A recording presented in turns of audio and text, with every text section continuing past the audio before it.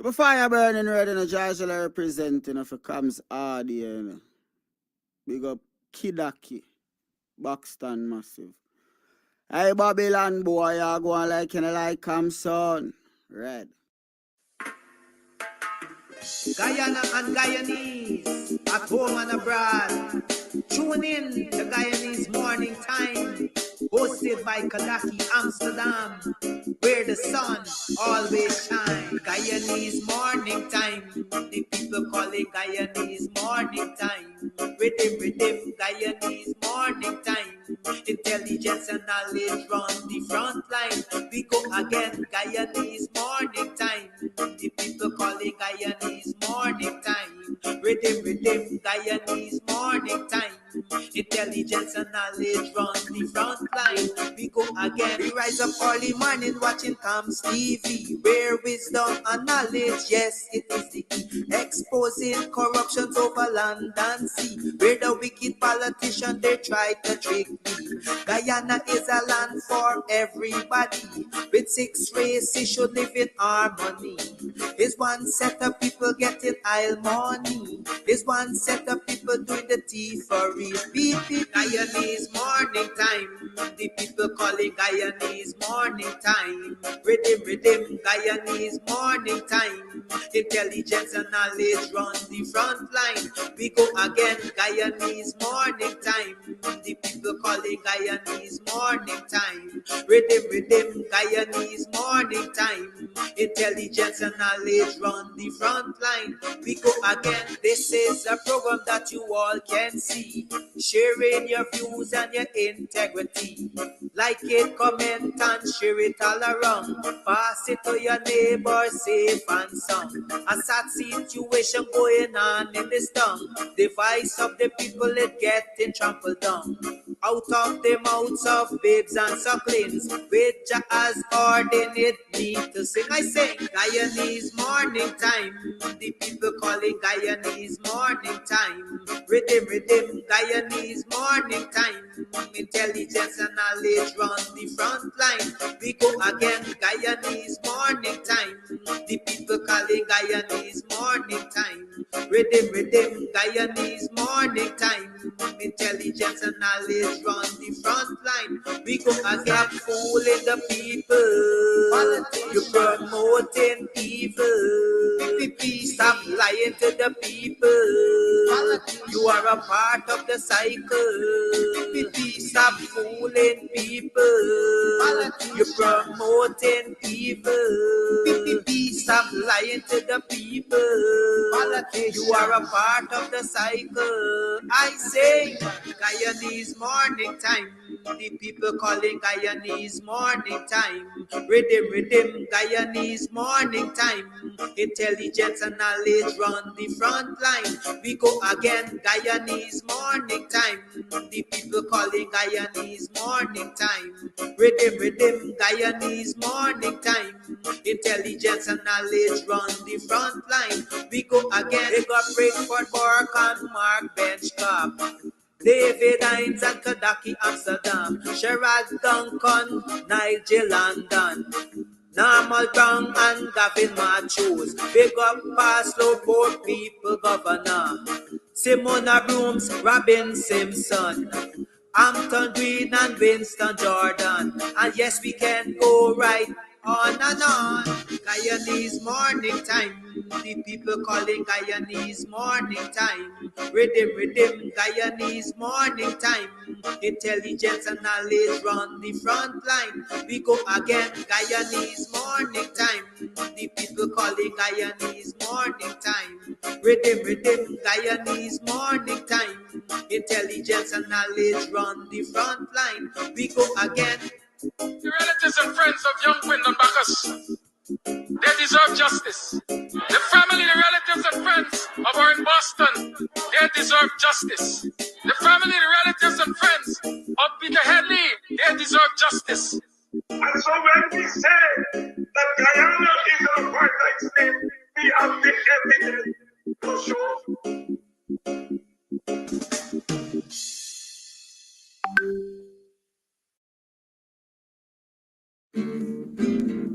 Never joke,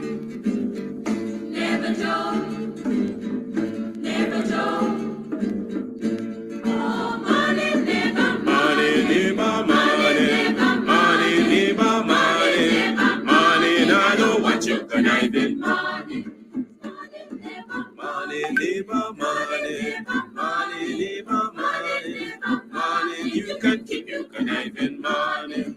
When you've been up for a bum, in a bed there'll be morning. Now because your money done, you come with conniving morning. When you had your pocket full, in a bed there'll be morning. Now because your money done, you hustle for tell me morning. Yes, morning, neighbor. Morning, neighbor, morning. Morning, neighbor, morning. Morning, I don't want you conniving morning. Neighbor, neighbor, joker. Neighbor, neighbor, joker. Neighbor, neighbor, joker. That's all the money that me walk. A 2 pound note and a kill that piece. A 2 pound note and a kill that piece. A 2 pound note and a kill that piece. This is all the money that me walk. I said morning, neighbor. Morning, neighbor, morning. Morning, neighbor, morning. Morning, I don't want you conniving morning. Oh, Joseph.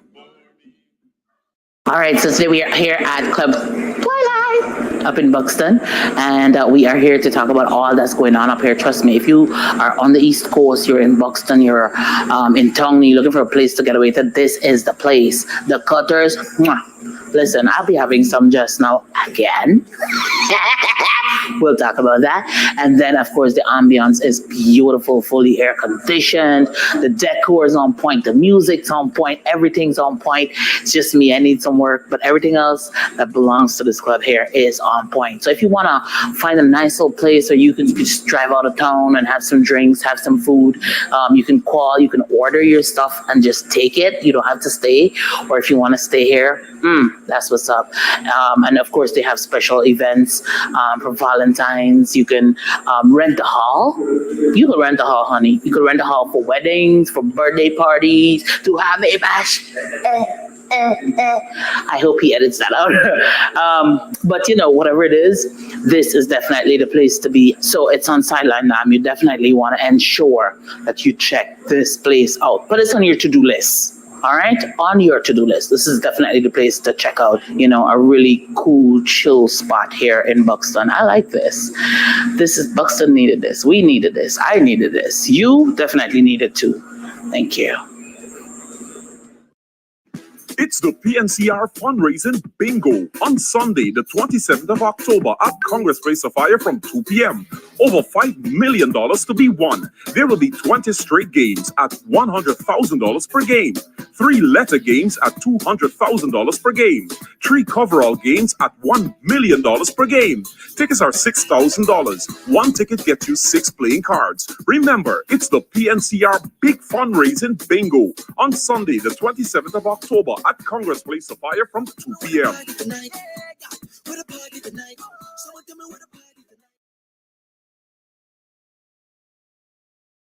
Friday, November 1st, the place to be is at Club Twilight. Yours truly, Trinidad Madman. I will be coming to Guyana for the first time, live and alive in living colors, in Buxton at Twilight Sideline Dam for an event called Short Pants and Skirts. So ladies, all they come out in all their numbers, Twilight Sideline Dam in Buxton, East Coast Guyana. Buxton is going to be on a shutdown. So ladies, get all your short pants and skirts. Friday, November 1st, the place to be is at Club Twilight. Comes out your son. You burn the swine when I want you shine. The tree of life, them I want you climb, cause them heart not kind. Comes, I say them heart not kind. Buxton Massive, Kidaki, Red Hat. You can get meat anywhere, but for the best cuts of chicken, beef, pork, mutton, and lots more, check out T&W Harris Butcher Shop, located in the East Rheinveld Market Meat Section. Call us on 609-7168, 641-4494. Ask for Rastaman. T&W Harris Butcher Shop, for the best in fresh cut meats and lots more.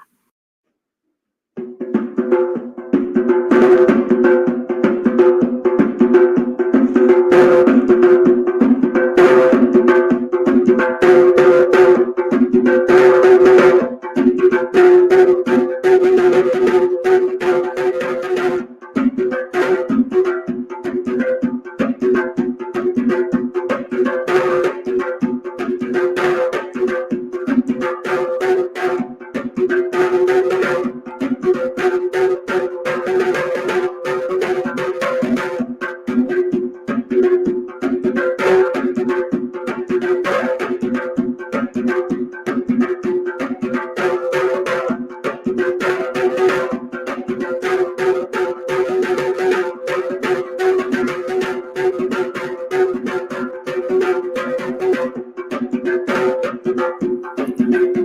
every morning. Are you morning?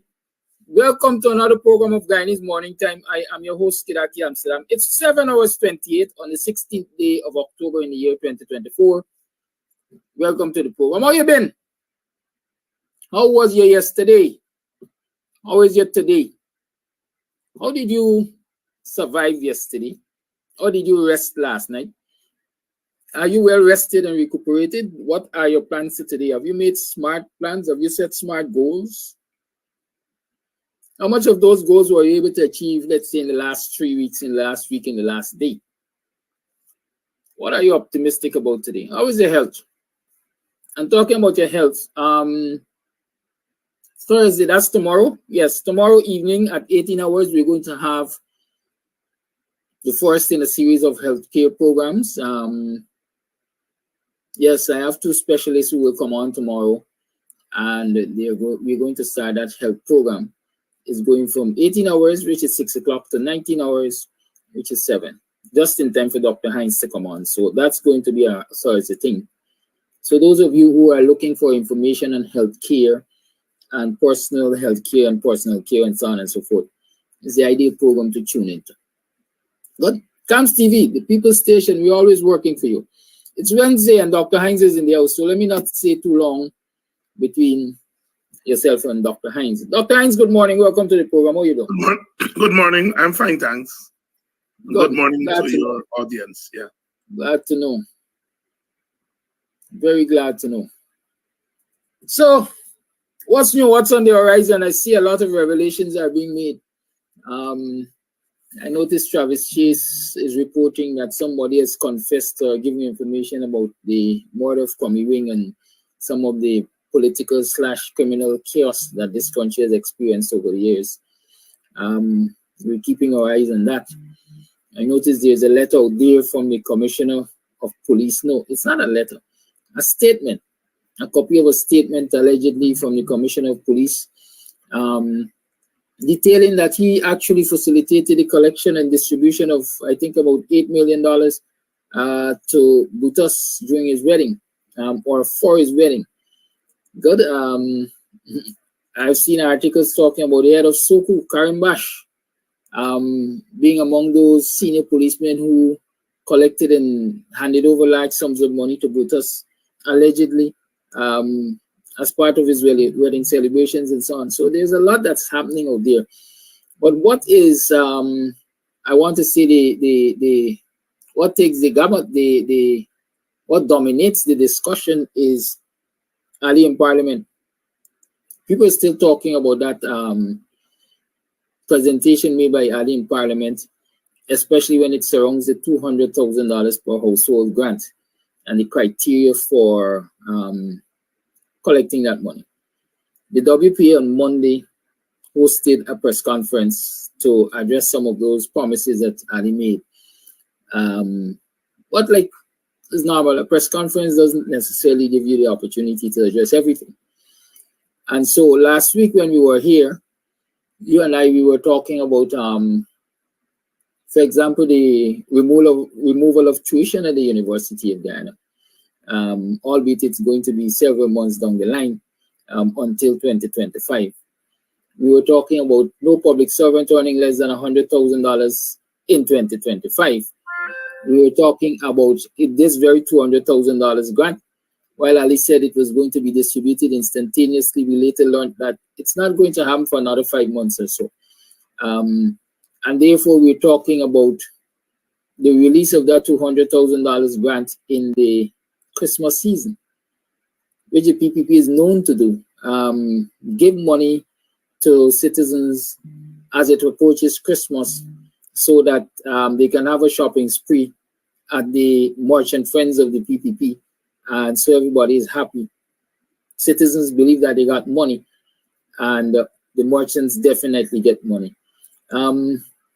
Let's talk, Dr. Hines, about that tuition because free tuition at the university has some serious implications. It's good for parents. Parents will benefit.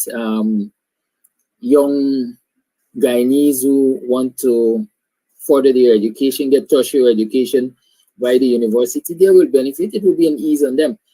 But what happens to the quality, first and foremost, of the facilities at the university, the quality of the services at the university, if it is that the university now has to be solely dependent on the government of Ghana for its financing? Let's talk about that. And in talking about that, I'd like you to share with us what is WPA's policy or likely policy on that particular issue. Well, good morning again, and I did promise you last week. I know you asked me that question last week, and I wasn't ready. I'm an old timer. I like to see my interviewer when I'm interviewing. I'm an old timer, and I like things to soak in, you know, and I like to enjoy small victories and shove it in the eye of those who want to deny you victories. So the fact that the PPP reached for a policy that they, in 1993, got rid of, we need to make that very clear. And it's very important sometimes to do that. There is a letter in this morning's paper, this morning's Tablook News, in which a government spokesperson, Joel Bagundin, is saying the Clive Thomas proposal for cash transfer was made, when Clive Thomas made the proposal, he made it for individuals, cash transfers to individuals. And what he was trying to do is to make a distinction between the WPA proposal and the PPP proposal. And in so doing, he sought to distort the WPA's proposal.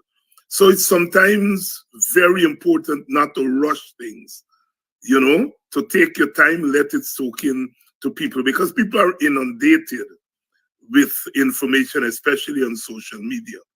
And sometimes you have to go a little bit easy. So if I sounded rude last week for not addressing this issue, I apologize. But I felt that our people needed to digest the fact that the PPP has borrowed or stolen proposals from the opposition.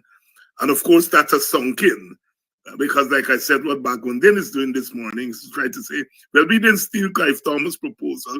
Our proposal is for household, and Thomas' proposal is for individuals. And I said, David Hines, you are right. These scoundrels, you know, are devious. But anyhow, I needed to make that introduction. Now, as far as the tuition is concerned, it is welcome, because poor people, especially poor people, would not be able to send their children to university if they have to pay the fees. And so therefore, when one hears that the government is subsidizing tuition, you have to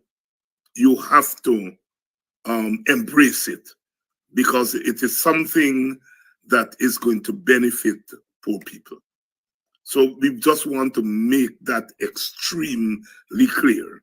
I want to say that free tuition to the university can never be a PPP idea. It's a Burnham idea, it's a PNC idea, and the PPP has stolen the idea and tried to make it their own, and we must never allow them to do that. We must never allow them to do that. Now, tuition, like I said, is very important. Free tuition, it may not help well-to-do people, but certainly it would help poor people if they can send their kids to university without bothering about tuition. Now you talk about the quality of the education at UG. I want to be very careful with that. Very careful when one talks about quality. Because there are faculty and staff at the university who are working under terrible conditions and are trying their best to provide a quality education to the students who go in there. So we want to be very careful when we're talking about the quality of education, right? Because we don't want to impugn those who are there slugging away. Some of them are there for 20 years under the conditions and are slugging away. And I don't want to appear to be saying that they are not providing a quality education. So I just wanted to get that out of the way too. Now, we are in the era of oil and gas, and the University of Guyana is our only university. And we have an opportunity now to upgrade the university to what one may call a research one university. There are universities that are what are teaching universities. They pay a lot of attention to the teaching, and UG can be considered a teaching university, where emphasis is placed on teaching and providing the students with the best instruction that they can get. And as I said at the beginning, one has to be thankful that people are slugging away there, teaching as best as they can. I know a lot of the faculty there, and they're excellent teachers. And I am certain that they are providing a quality education to those who are there now. But that quality of education that high quality of education can get even higher if one invests in upgrading the university. So you want to move the university from not just simply a teaching university, but a research one university, where faculty are encouraged to engage in more research. It is very difficult at the University of Guyana to do research. The library, for example, needs upgrading. Faculty needs access to journals. They need access to books. These days, so sometimes I have friends at the University of Guyana who are teaching there who would ask me to access publications for them from major journals because UG is not able to subscribe to those journals. So faculty doesn't have access to them.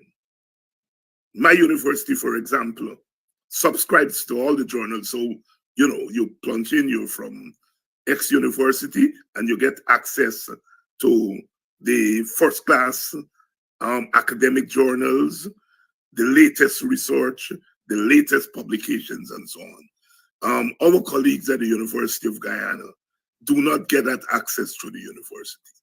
So one of the things that one has to do first and foremost is to upgrade the library, not just having the physical books, but that one through the library can get access to the latest journals, to the latest documentaries, and so on and so forth.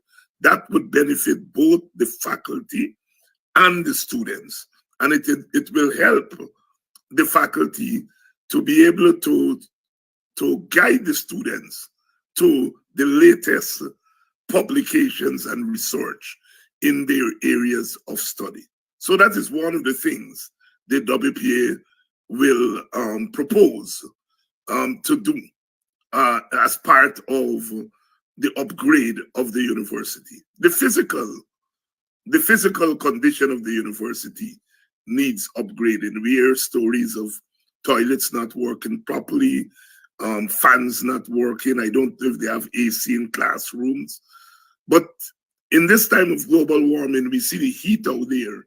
Imagine at a university, you go into a classroom that doesn't have AC under those conditions. Learning is as tedious as any form of labor, because learning and teaching, they are part of labor.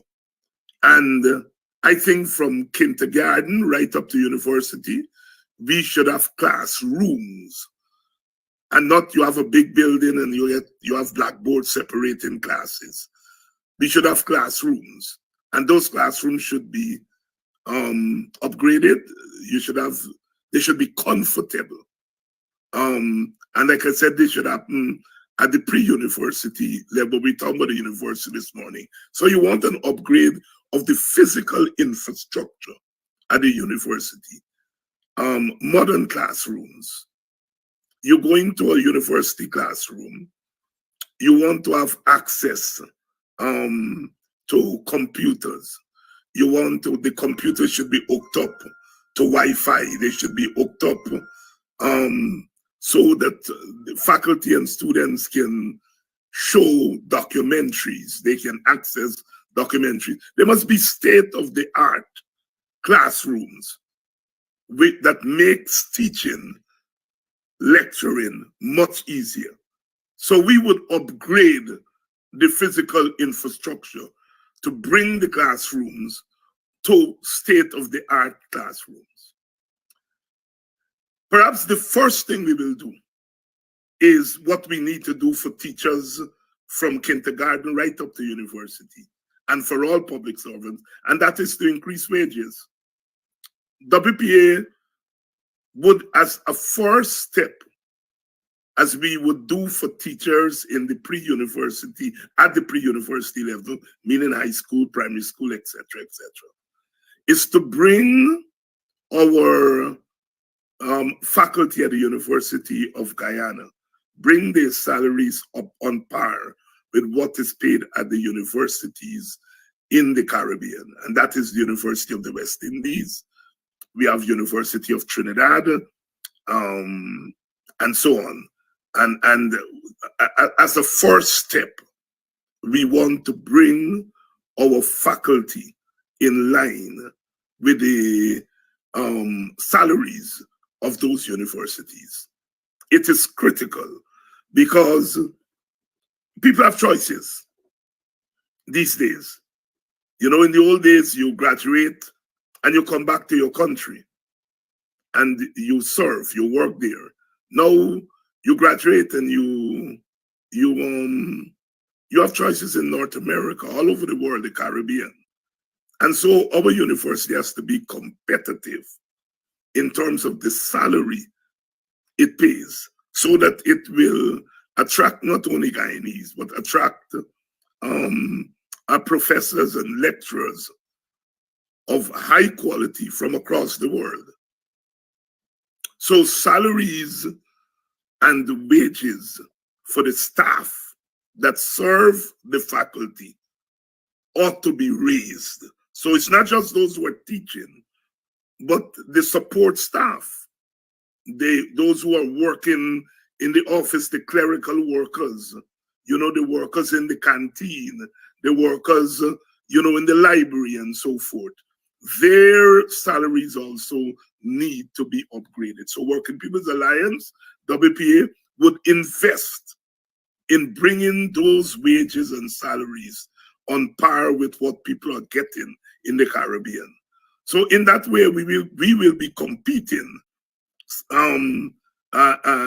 with the University of the West Indies in trying to attract the best faculty from across the world. We would also try to partner with Guyanese professors across the world. Now, many of them may not be able to leave their jobs and come back and teach at UG. but they can take a year if they're on a year sabbatical. We can bring them to the University of Guyana, pay them for that year, and let them spend a year there. Or we can arrange for them to take leave of absence from their university for a year or two, which they can do, and come to UG. So we try to attract the best faculty full-time, but also try to get good faculty who can come full-time to come for a year, 2 years at a time. There are lots of Guyanese who are retired. They are educators, and we can bring them to the University of Guyana and use their services. So we will up the salary. We will go aggressively towards trying to get Guyanese and West Indians to at least come part-time at UG and to help. We will also invest in the present faculty, upgrading their qualifications. At University of Guyana, we have lots of faculty there who are teaching with master's degree, some of them bachelor's degrees. We would make it a priority to send those who do not have PhDs, to give them scholarships so they can go and upgrade themselves, send them to very good universities. We're not talking about gold. We're talking here about sending them to prestigious universities on scholarships so that they can upgrade. Because if you move into Research 1 university, you have to have heavyweights. And so we're not only trying to attract heavyweights, but those who are there slugging away to help them to go and to upgrade themselves. We also would make the University of Guyana a hub for research, the latest cutting edge research. Certainly we are oil and gas country, we are petrol state. We have the 17, as of now, we have the 17 largest deposits of oil reserve. So we're not poo-poo, right? We have resources now, and we would invest in research. So oil and gas will come to an end at some point. And Guyana has the capacity for renewable energies. We would make University of Guyana a hub for research in things like renewable energy. So we pump money into research and development. Research in oil and gas economics, for example, very important. Oil and gas management, the science of oil and gas, the science of renewable energy. We would invest in those areas so that the University of Guyana can feed in to the petrol state. The demands of the petrol state can be met through a viable and upgraded university. So those are some of the proposals that we would make. We would make, because quite apart from tuition, students have to get access. There are other fees, I understand, that you have to pay at UG. You know, people have to have books, etc., etc. We would encourage the university and finance the university so that it can give scholarships to first generation university students. What I mean by first generation, people who are the first in their family to go to university. Like in my family, I was the first to go to university. And thank God I got a full scholarship to do my PhD at Howard University. Had it not been for that full scholarship, I doubt whether I could have afforded it, or even if I could have afforded it, I would have been left with a large student loan. Thank God I got a scholarship, a full scholarship, because Howard made scholarships available.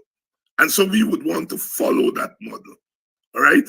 So that we have financing for poor students, in particular those who are going to be the first to go to university. So we're encouraging poor people to send their children to university. And we do that with scholarships and so forth. So we would invest heavily in that. So those are some of the proposals the WPA would argue very strongly for. And if we have anything, somebody's asking, how can I become a member of the WPA? Mr. Amsterdam, who's our organizing secretary, will deal with that issue as equivalent. Brother Kadaki, I hope you're taking note of that. All right. So those are some of the proposals in upgrading the university so that it can become a competitive university and one that can attract the best faculty, the best staff, and we have excellent outcomes coming out from it.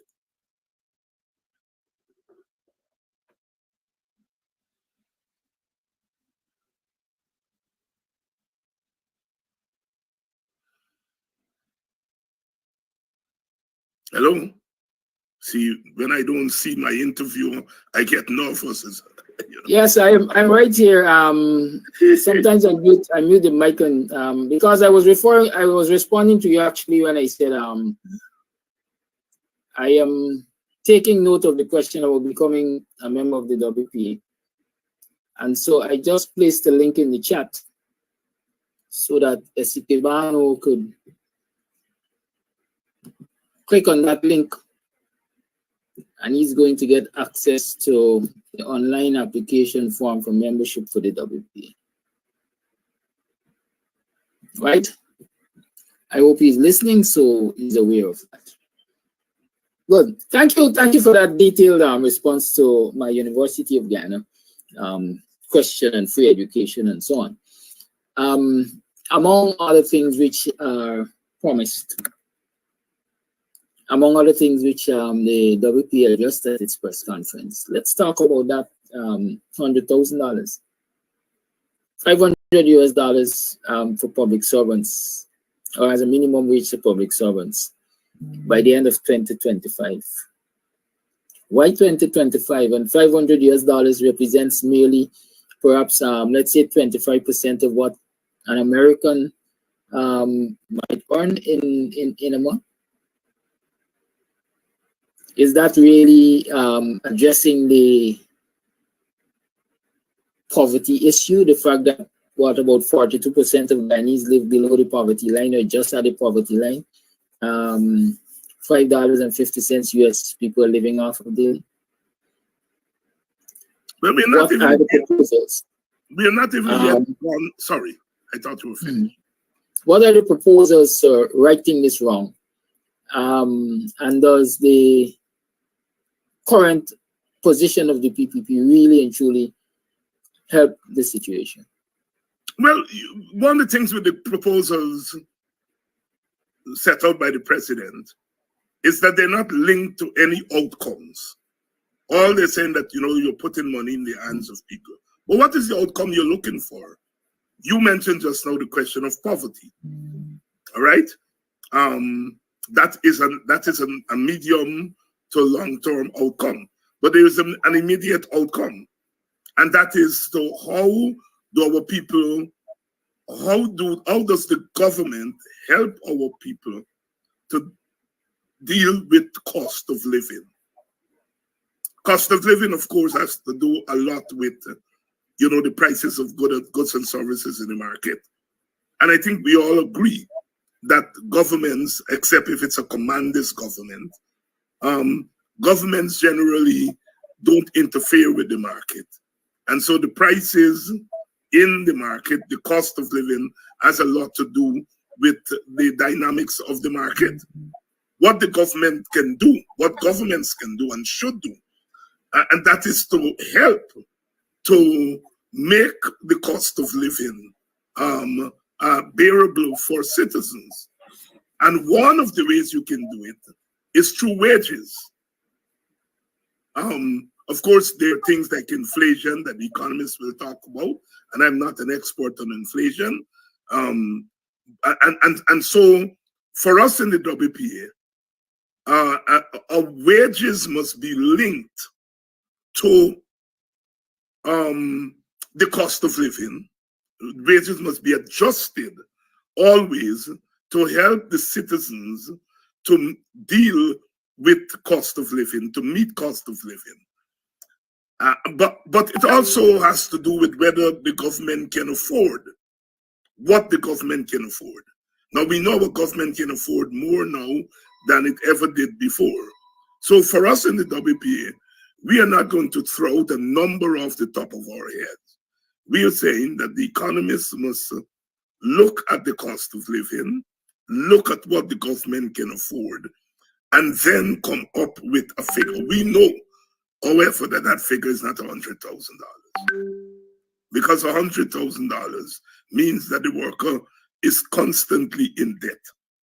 $100,000 a month. When you talk about mortgage or rent, when you talk about food, when you talk about clothing, when you talk about childcare, when you talk about transportation, off the top of your head, you know that $100,000 will not help the average citizen to mitigate the cost of living. So we know that $100,000 is not going to cut it.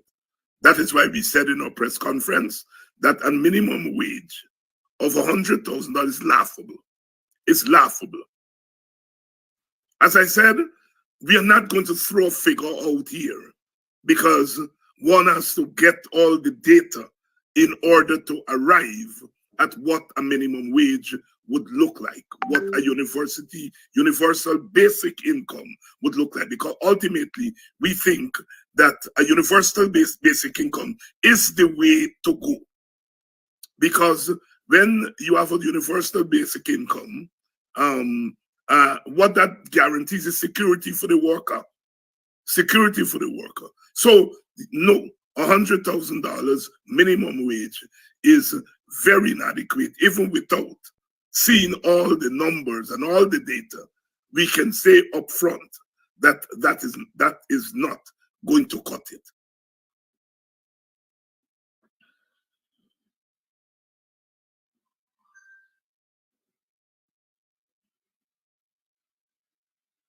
Thank you. The question is the proposal. What does WPA propose as a livable wage? Well, I just said that. I just said I can't throw a number off the top of my head. We believe in feasibility studies. And we are saying we have to look at where we are in terms of the cost of living. What is the cost of living? And what is it the government can afford? And when you take those two things into consideration, then you will arrive at a livable wage. We know that $100,000 because we know, like I said, we know what's the cost of rent, etc., etc., etc. And we know that if you're working for $100,000, you're constantly in debt. You're constantly not being able to afford certain things. We know that. So we know $100,000 is inadequate. But as I said, we are not going to just throw out some number as a kind of gimmick. And I'm not accusing other political parties who have thrown out numbers. Maybe they have crunched the numbers and they have arrived at that. We have not done that yet. We prefer independent economists and experts to do that, so that it's not clouded by partisan electioneering. Because for us, these things are beyond the electioneering. It's about, these things have to be sustained. They have to be sustainable. Very well. And on the question of sustainability, Dr. Hines, I'm glad you went to sustainability, because two questions are being asked. Number one, what happens, well, is one question you can say. What happens after oil? How do you sustain the free tuition or tuition-free education at the University of Guyana? And how do you sustain the increase in remuneration for those faculty members and your citizens in general, public servants? How do we sustain those increasing emoluments after oil? Well, you have to start by now investing in the non-oil sectors of the economy. Agriculture is still a premium for Guyana. Tourism is another premium for Guyana. We still have access to gas, and so on. So we have to invest in the non-oil sector of the economy and make those the pillars of economic growth and development.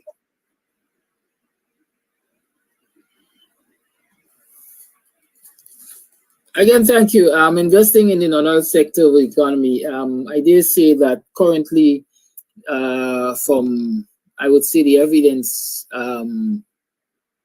before us, it is the oil sector that is driving this country, because in the non-oil sector's production all around is way below par. It has really, really decreased.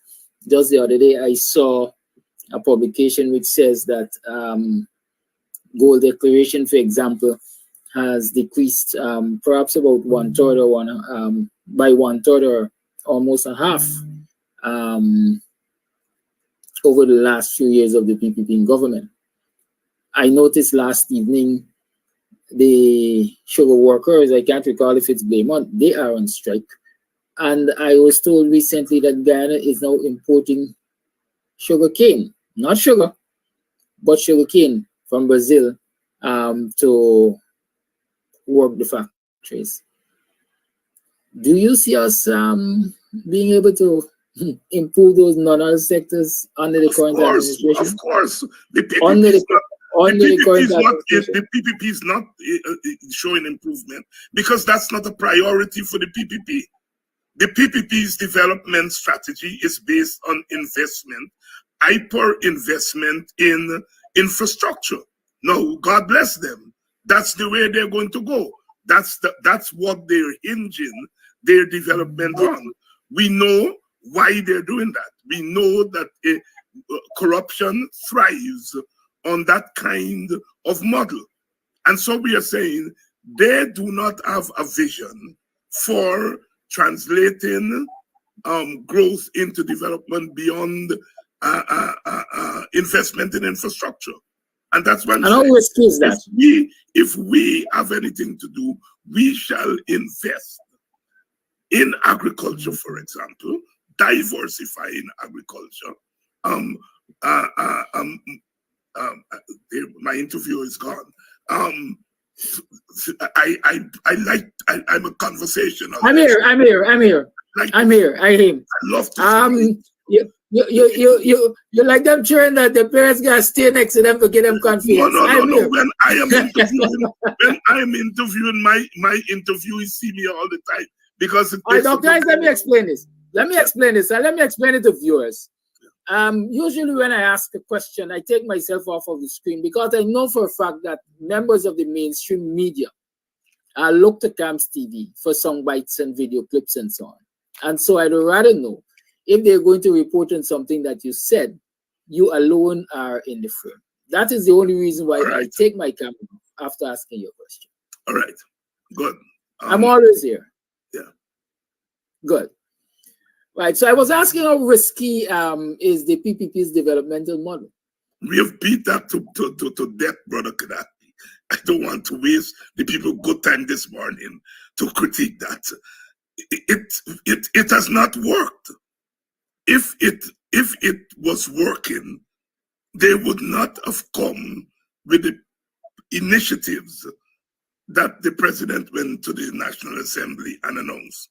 The very fact that they had to reach for WPA policy initiatives, for PNC policy initiatives, it means that their initiatives are not working. Their initiatives are not leading to investment in people and investment in the non-oil sector. It's a tacit admission that their policies are not working. And that is why last week I was so adamant. I know you ended the program and I came out by saying you're not celebrating nothing. And I appreciate that. But the reason I was saying that to people celebrate, because it's a moral victory for us that obviously the PPP is tacitly admitting that their ideas are bankrupt and they have to borrow or steal our ideas. And when they're doing that, we have to let our people know that we are ahead of them in terms of ideas. And at the end of the day, ideas rule the world. They're bad ideas and they're good ideas.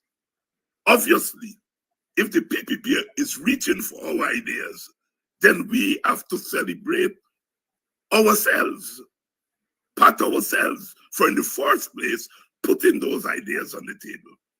And the fact that some of our people don't even know that those ideas belong to us. A lot of young people don't know the cash transfer is a WPA thing. They think it's a PPP thing. You know, understandably, not everybody is tuning into a program like this. Not everybody reads the newspapers. But when a big thing like this happens and it's announced by the government, they notice it. And if we don't be out there saying these ideas originated with us, then we are losing part of the fight.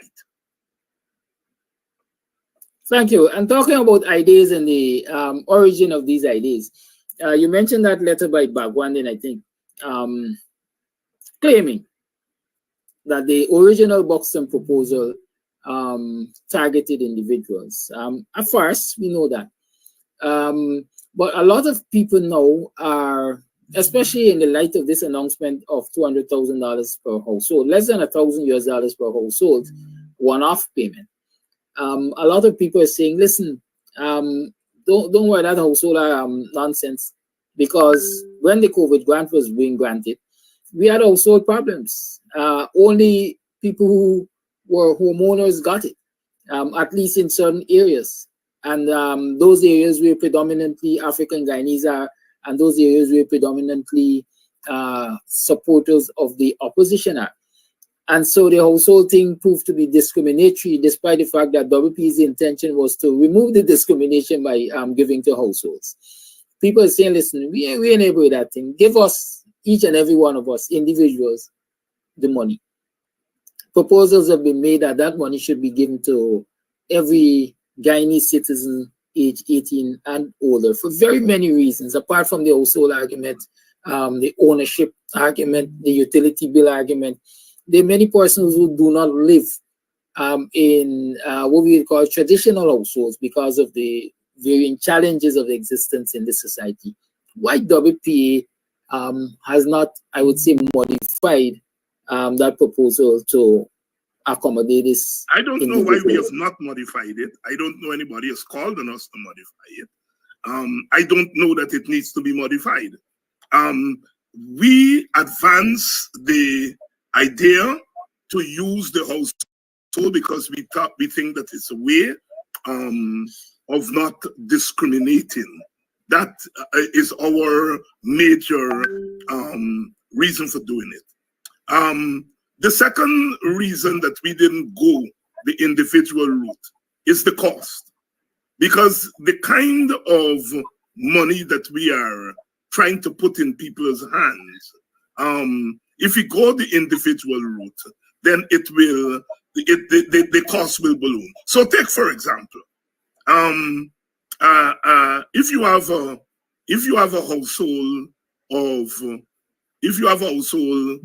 of 3 adults, and let's say you give them 100,000 each, that household gets $300,000.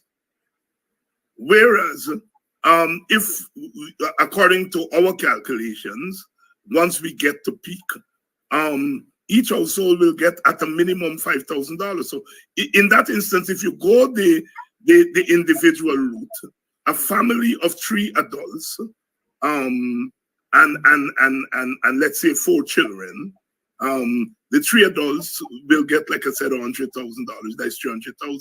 But if you go the household route, that same family will get $500,000. So, you know, there are pros and cons to both approaches. Perhaps what we need to do is to do a hybrid approach, in the sense that we still keep the household, but there are people, for example, who don't fit into households. Take, for example, people who are homeless or semi-homeless. They don't necessarily live in a household. They are one-man army, so to speak. And so therefore, how do you treat them? So perhaps there is need for adopting both approaches, and so to do a hybrid of the 2 approaches. Thank you. There's another argument that, listen, instead of giving people this money, take it and improve infrastructure, take it and invest in technology, take it and invest in social services. Is it that this money can't be given to citizens of the country as a cash grant, as a direct cash transfer, and still invested in the provision of these services? Or is it that some people perhaps you're really asking me to answer that. Look, in 2022, Guyana raked in $295 billion in 2022 on oil. $295 billion. This is Guyana dollars or US dollars? Guyana dollars. Right? Guyana dollars. 10% as we are advancing. If we had started cash transfer based on our proposal for 10% and so forth, in 2022, 10% of 295 billion would be 29 billion, $30 billion.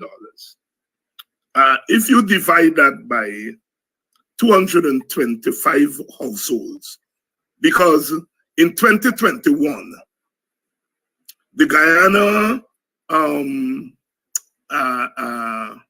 Guyana population was pegged at, I think, 802,000 people. And the size of the Guyanese household was 3.5 persons, right? So with the size of the household 3.5 and the population 802, that comes up to about 220, 225 households. And so that's how we came up with our figure for the household based on the data from 2021, all right? Now, if we were to have given 10%, take 10% of the oil revenues from 2022, and we give it to 220, 225 households, each household would have gotten $128,000. Jack Dio is using 300 households. If each household still is 3.5, then he's telling us that our population is over a million people. 1 million, 1.1 million or thereabout. Because if you multiply 300,000 by 3.5, then you're saying the population is over a million. We know that the population is not over a million. And so that 300,000 household is suspect. The only way that 300,000 will make sense is if the size of each household has changed from 2021. As I said, 2021 it was 3.6 persons per household, and the population was pegged at about 802,000 people. And so therefore, if we were to have gone with the 225 household, each Guyanese would have gotten, according to the WPA's proposal, in 2022, we would have gotten $128,000. If we had gone, let's say, with the 300,000 households, as Jack Day was pegging, and I am leery about that. Each Guyanese would have gotten 98,000. All right. Now, in 2023, we raked in $336 billion. 10% of that would be about 34 billion. If we go with the WPA's calculation, 10% of that divided among 224 households, each household would have gotten $150,000 last year. This year, we are projected to rake in $554 billion for 2024. And 10% of that divided by 224 households, each household would be getting $246,000.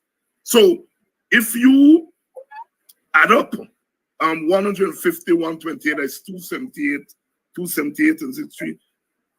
If you add up for the last 3 years, each Guyanese, according to our proposal, should get a lump sum now of $550,000. Each household, sorry. Each household, not each Guyanese, each household. Each household, right? So the 200,000 is inadequate because, like I said, if you add up 128,000 year before the last, 150,000, that is 278, 246 this year, that is 278 and 63, $524,000 they really should be given if they had adopted the WPA 10%. Now, if you look at what we are projected to get this year, 10% to each household would come up to $246,000. I think there's a sneaking suspicion that the PPP has used the 10%. They don't want to say because they don't want to give us more credit. Because notice they are giving 200,000, which is close to the 246,000. So I think they use the 10%. They use the 10% to arrive at this figure that they have arrived at. But we are saying, had they adopted our proposal of 10% and start paying from 2022 and give people for 2022, 2023, and 2024, it would be over 500,000, which is close to what Professor Thomas was proposing. And it also, if I should say, pinpoints the fact that despite giving this 10%, the PPP still has a whole lot of money which they have been spending on infrastructure and other developmental projects. And so the short answer to the question is the direct cash transfer to households or even individuals is in no way stopping the government or would in no way stop the government from investing in other services, healthcare and technology? And no, because it's 10%. We're saying exactly 90% of the takings. You see, we have been arguing with our friends at Stabrook, Kaitro News, for example. This is not pittance. I mean, we are slated to get almost $600 billion this year, more than the government projected. And the other thing, and 10% of $600 billion, like I said, is $60 billion. Now, if you notice, Jack Joy is saying $60 billion. I spent last night, I haven't slept for the night, because I said, let me be a mini, an amateur researcher here and get with the numbers. The other thing to point out there. Billion. So they are using the 10%. They're using the 10%, but they're giving it as a one-off. Well, I was about to say the one-off might very well mean one-off for this year, 2024. And so who knows? Once they win, they're done with us. Well, that too is true. We have to win and then make it a regular. And like I said, if we were paying from 2022, we weren't saying start in 2022. I think Professor Thomas was saying, look, this thing can kick in from about 2025, 2026. All right? Okay? That's what we were saying. Because by then, we will have the volume, of money coming in. All right? And so if we go from 2025 to I forgot what the numbers project that we will earn. Well, I was about to say to you, Dr. Ryan, sorry. Yeah. I was about to say to you, we can't necessarily focus on the year that Professor Clive Thomas suggested, because he also suggested a volume of production. Yes. And look at the rate. Looking at the rate of production, I think we've achieved and perhaps surpassed that volume of production. And that is what the PPP is tacitly admitting. They're not saying it.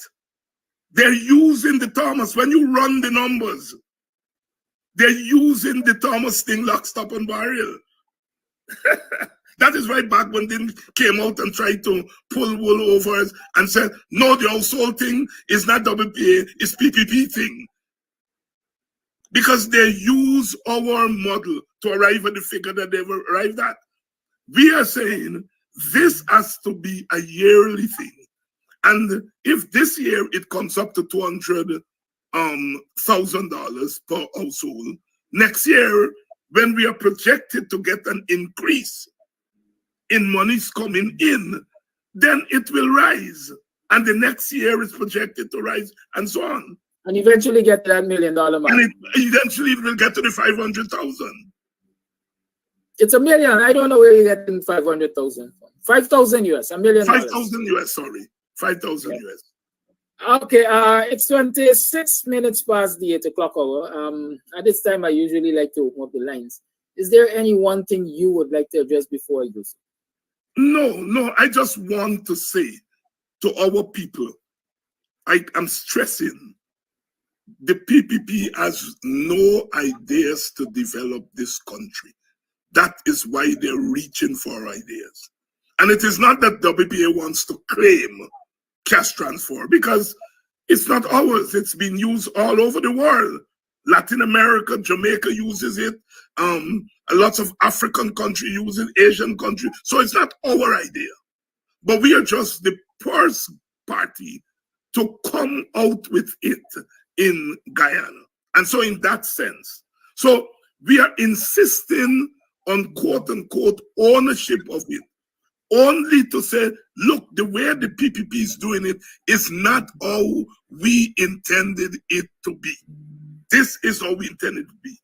And if we were going by 10% of what we earned this year and divide it among the household, you'll be getting $246,000 based on what we are projected to earn in 2024. Last year, you'd have gotten $150,000. And the year before, $128,000. Next year, it promises to be more. Thank you. The lines are now open. 6225933 is the number to call. You're tuned to the Guyanese Morning Time. I am your host, Kidaki Amsterdam.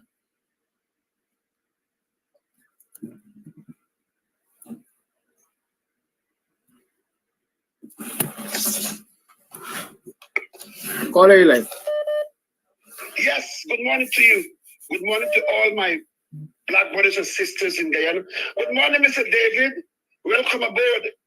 I have three messages, three questions for you quick. But let me say this, let me take a pen and say these two. Yes, it is fact PPP don't have no plans. And let us baby know that. And yes, they just take certain idea from certain program like this program, your program. Because on this program, Flash Garden came out first and said that when the government changed, all senior citizens will get $60,000. Because when I do my figure, my mathematics, by the time they leave office, senior citizens will not get 60,000. If Mr. Amsterdam still get one more conscience by the word yes, he said yes, Lord God, right, always saying it. But 2 weeks after, Jack Joe come out and said he would give 70,000 next year. Then the other week, AFC, that sister Fernandez, I believe, I heard she said, we are looking forward for this budget that the government gives senior citizens 70,000. But I said, wait a minute. Is this sister know about politics? Because you are outside looking in and you want to get in. You have to say more. If Jack Joe said 70, you said 80 or 90. That is where you just become a wise politician, not a smart politician. Okay, my question to you. Are you still there? Yes, I am. Well, I hope I noticed a picture on the screen. Yes, we are here. I'm here. Okay, good. Now, I cannot explain why, because Mr. Amsterdam would not give me the time, but I will explain to you next week Wednesday. Are you agree with Flash Garden that when the government change, we will walk away from CCJ? 1. 2. Are you agree with Flash Garden that when the government change, we must separate ourselves from CARICOM? We could be business partner, but not in CARICOM like other Caribbean countries. The last question, would you agree with Flash Garden that when the government change, that you guys would come together and pass a bill, a law, that all male must serve the country Guyana? I said the max must be 15 years. And if they run away, it must still be there on their resume for when they return back. They must go and serve with hard labor. Thank you very much. Let me hear your answer this morning. Well, the WPA is a pro-CARICOM party. We are pro-Caribbean integration. We contributed tremendously Guyana as a country. The PNC government under Burnham put a lot of capital into CARICOM. The headquarters are in our country not by accident. We feel that development, Guyanese development has to be linked to CARICOM/Caribbean development. And so no, we would not cut ties with CARICOM. We would work to repair the damage that has been done by the PPP. The PPP was never a regional integration party. They stayed out of the Federation of 1958 to 1962. They never supported CARICOM until they came back to power in 1992. They began to pay some lip service to CARICOM. At one time, when Pandey was in power in Trinidad, and there was an Indian president in Suriname, they wanted to form a Guyana, Suriname, Trinidad sub-regional group. So they were never interested in CARICOM. Their interest in CARICOM is that in 2020, CARICOM, they were able to use CARICOM to aid and abet regime change. But I bet you that if CARICOM doesn't go along with them in this coming election, the other election, they're done with CARICOM. So we must not throw away the baby with the bathwater. Never do that. The bathwater is bad. given the role that CARICOM played in our last election under the leadership of Mia and Ralph. But we have to move on. And so, no, we would not advocate for us cutting ties with CARICOM. We would not advocate cutting ties with the CCJ. We put too much work into building those institutions. And we should not allow the PPP dirtying, sullying the reputation of those organizations in conjunction with some elements in the Caribbean. We must not allow that to make us walk away from something we have to build. We will have to renew our ties and our bonds with the Caribbean, with CARICOM, and with the CCJ. WPA feels very strongly that our developmental focus and trajectory must also be a CARICOM trajectory. We are family. We are family from the Middle Passage, come right through, right? And as Black Stallion said, we come on the same ship from the same place, and we must pull one common intention for we women and we children. And so, I'm sorry, Flash, we are not trending in that direction. As it regards drafting, I have not given thought to that. The WP has not given thought to that. It's not the kind of policy thing that that countries like Guyana have embraced, because we don't have large armies and we are not a militaristic society. And so things like the draft and so on, it has never been part of our conversation. Militaristic countries, the big European countries, America, Israel, and all those countries that are in many regards militaristic, the issue of the draft is a real issue. But I don't think we are there yet in Guyana. So we have not given it much thought. It's a novel idea, and it's worth considering for one reason, and that is that the defense of the country is ethnically grounded, that it's mostly Africans who are in the army and the police. And what we are seeing is that the army is now overweighted at the top with PPP / East Indian cadres, while the bottom, the foot soldiers, remain African.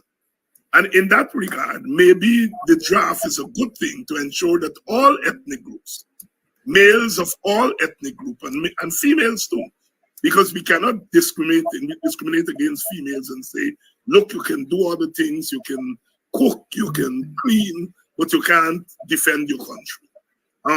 So a draft in male and female may be a way to get all the ethnic groups to contribute to defending the country. So it's something worth considering, but I don't think we are there yet. As regards old age pension, WPA feels that old age pension should go step by step with the minimum wage. So at a minimum, whatever the minimum wage is, old age pension should at a minimum be at the same level of the minimum wage. Because our old people, we are not the kind of society where you can retire and you get a big pension, big NIS payment, and so on. In a lot of regards, our old people are depending on the pension as their livelihood. And so I think the 60,000, 70,000 are woefully inadequate. Just as we feel that the minimum wage of 100,000 is inadequate, we feel that the old age pension that is ranging 60, 70, 40, $50,000 can't work, because our old people are depending, a lot of them.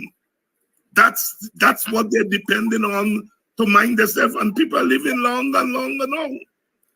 And so the WPA is saying that at a minimum, our old age pension should be up there with the minimum wage. Thank you, Dr. Hines. Caller, thank you for holding. You're on. Hi, good morning, Mr. Gaddafi. Good morning, Dr. Hines. Caller, you're echoing seriously. Are you in a place where you can't avoid that echo? Pardon me? Your call has a serious echo. Is there, can you go someplace else where it will not echo that much? All right, I'll call up. Because I'm in a private room this way. Or do you have it on speaker? If you have it on speaker, you need to take it off of speaker. It's not on speaker, but I load the phone because I tried to, quiet place when I call. Right. You still having that echo? Go ahead, caller, make your point. Yeah, I think we shouldn't get carried away and run away with this cash grant. This is just a political gimmick and strategy to take the public off the real issue. I think the real issue where WPA and the ESC and the PNC should be looking at is this corruption in the police force. More and more information are coming out pertaining to these top cops. And I think this is what they should be running about. Don't worry about this cash grant. There is ways of WPA, PNC, and APNU, if they come together, they could be this same cash grant price and do better, and people will run with them. So I think they should take full emphasis on the other issue. This is what PPP is trying to show you all these other issues. They know that when they come out of power, the US and other persons are looking at them and will touch them. So because of that, they're trying to hold on to power by any means necessary by extra. You know about these sanctions, and they're still, the Thomas getting salary up to date, and up to now, you didn't even hear in the US or any other embassy speaking about this sanction about them. So what you need to do is try your best to echo the other issues. This 200,000 won't put us no because still next year they said they want to share it, but they have ideas where we could be that system, and people will go for that system for both. Thank you very much. Thank you for your call.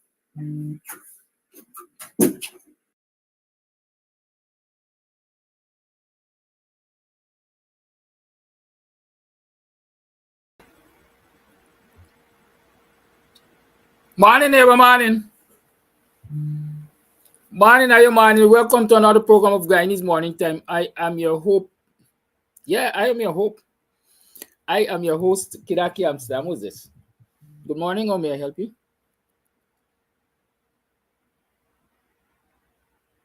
You know it's not a calling time as yet, right?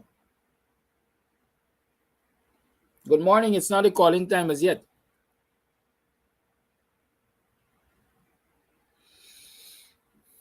Yes, I am your host, Kidaki Amsterdam. How you been? How was it yesterday? How was it last night? How you getting through this morning?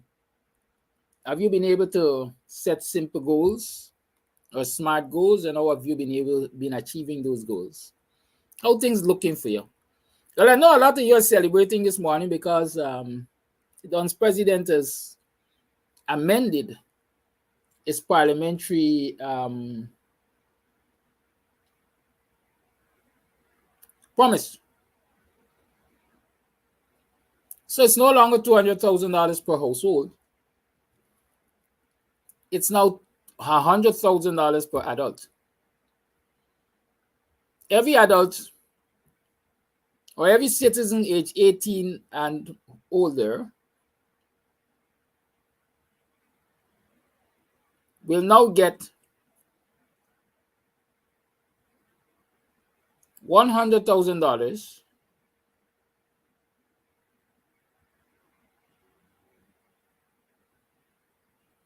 and they only got to provide the ID card and so to get it.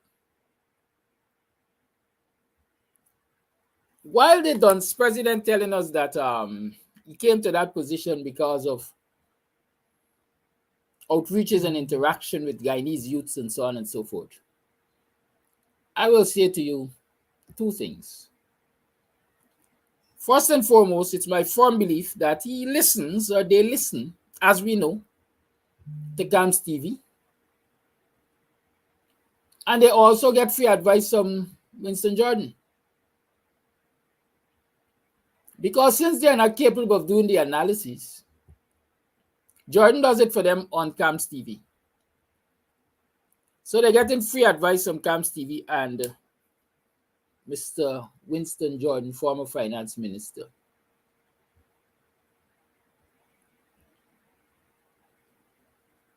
The other thing I want to note is, since they're about vote buying, and these measures are intended to buy votes. A basic food Right? And these measures are intended to buy votes. basket. They have decided that, hey, if we take the household approach, many of the youths are not going to get reached. We are not going to reach them with this vote buying scheme because many of the youths don't have households. They're not head of households. And so they will be angry at us because they make up the majority of the voting population. They will be angry at us. And so we can't influence them with our money if we go household way. So, all right, let's amend it because Mr. Jordan has given us sound advice. And he has made his case for the individual grant. And when we do that, we're going to also get to reach them young people and influence them with our $100,000. Some of them never hold $100,000 in their life because things are so hard in this country. So, let us make them sing our praises. And to back up my contention that they were taking free advice from Mr. Jordan on Camps TV, listen to this clip from last Thursday's presentation. To be distributed at health centers and old people homes. I'm trying to get to my full screen. Giving me a little challenge, but yeah, So that you toddlers and babies, pensioners, disabled, and so forth. That a typical representative basket of goods can be assembled and be distributed to health centers and old people homes and so forth once a quarter. Because monthly might be very difficult, but once a quarter. We've got in a bit of rice and cooking oil, soap, toilet paper, some beans, sugar, flour, baby products, baby wipes, Pampers, just to assist. We have a lot of money and we can do this.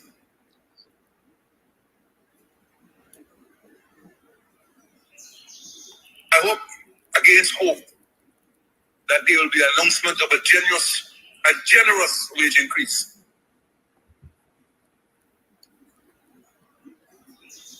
I say hope against hope because I think public servants are resigned to their fate.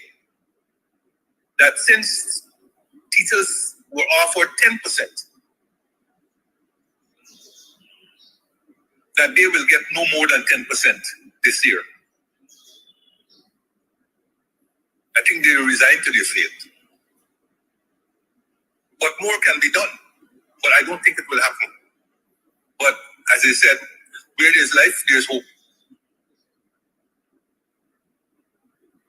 I think this year, and every year subsequently, but since this is the speech for this year, that the president will announce a one-off salary,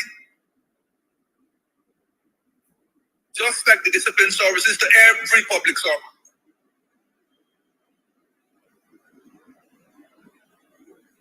But since this would exclude private sector workers who also contribute to taxes and are entitled, instead of the one-off tax-free bonus, then a cash grant of $100,000 be awarded to everybody except all those who would have been recipients of cash grants during the year.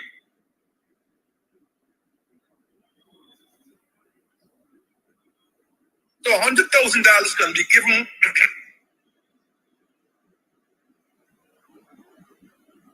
to everyone on the tax payroll, perhaps, or however they want to do it, as a cash grant. So to make certain that private sector workers also benefit, because when you're given one-off tax-free bonus salary, only public servants get it. And that is too, I'm sure it infuriates private sector workers or the self-employed workers. So we have to have something that is all-inclusive and all-encompassing, all-embracing. So I hope that you will be able to announce a cash grant of $100,000 to all adults except all those who would have received already cash grants during the year for whatever reason. Say you heard it first on Camps TV. It was the 10th of October, the morning when the Don's president was heading to Parliament to make his presentation. Those were the proposals, or a snippet of the proposals that Mr. Winston Jordan was making here on Camps TV. So we're winning. We are in the opposition, but we are formulating policies to benefit the people. And the PPP has no choice but to borrow those policies because they are sound. Professor Clive Thomas suggested direct cash transfers. They adopted that. Winston Jordan suggested that it be modified from households to individuals. They adopted that. We're in the opposition. We're winning. And citizens ought to take note of the fact that opposition constructed policies are being adopted by this government. And at the end of the day, it is the citizens who are benefiting. So imagine when the opposition is in government. They will have the authority and they will have the direct control of implementing those policies. And so they're likely to bring more benefits to you. For example, just yesterday morning, Professor David Hines, while we were here, Gary Peters, you're having no sound. Is anybody else having that problem?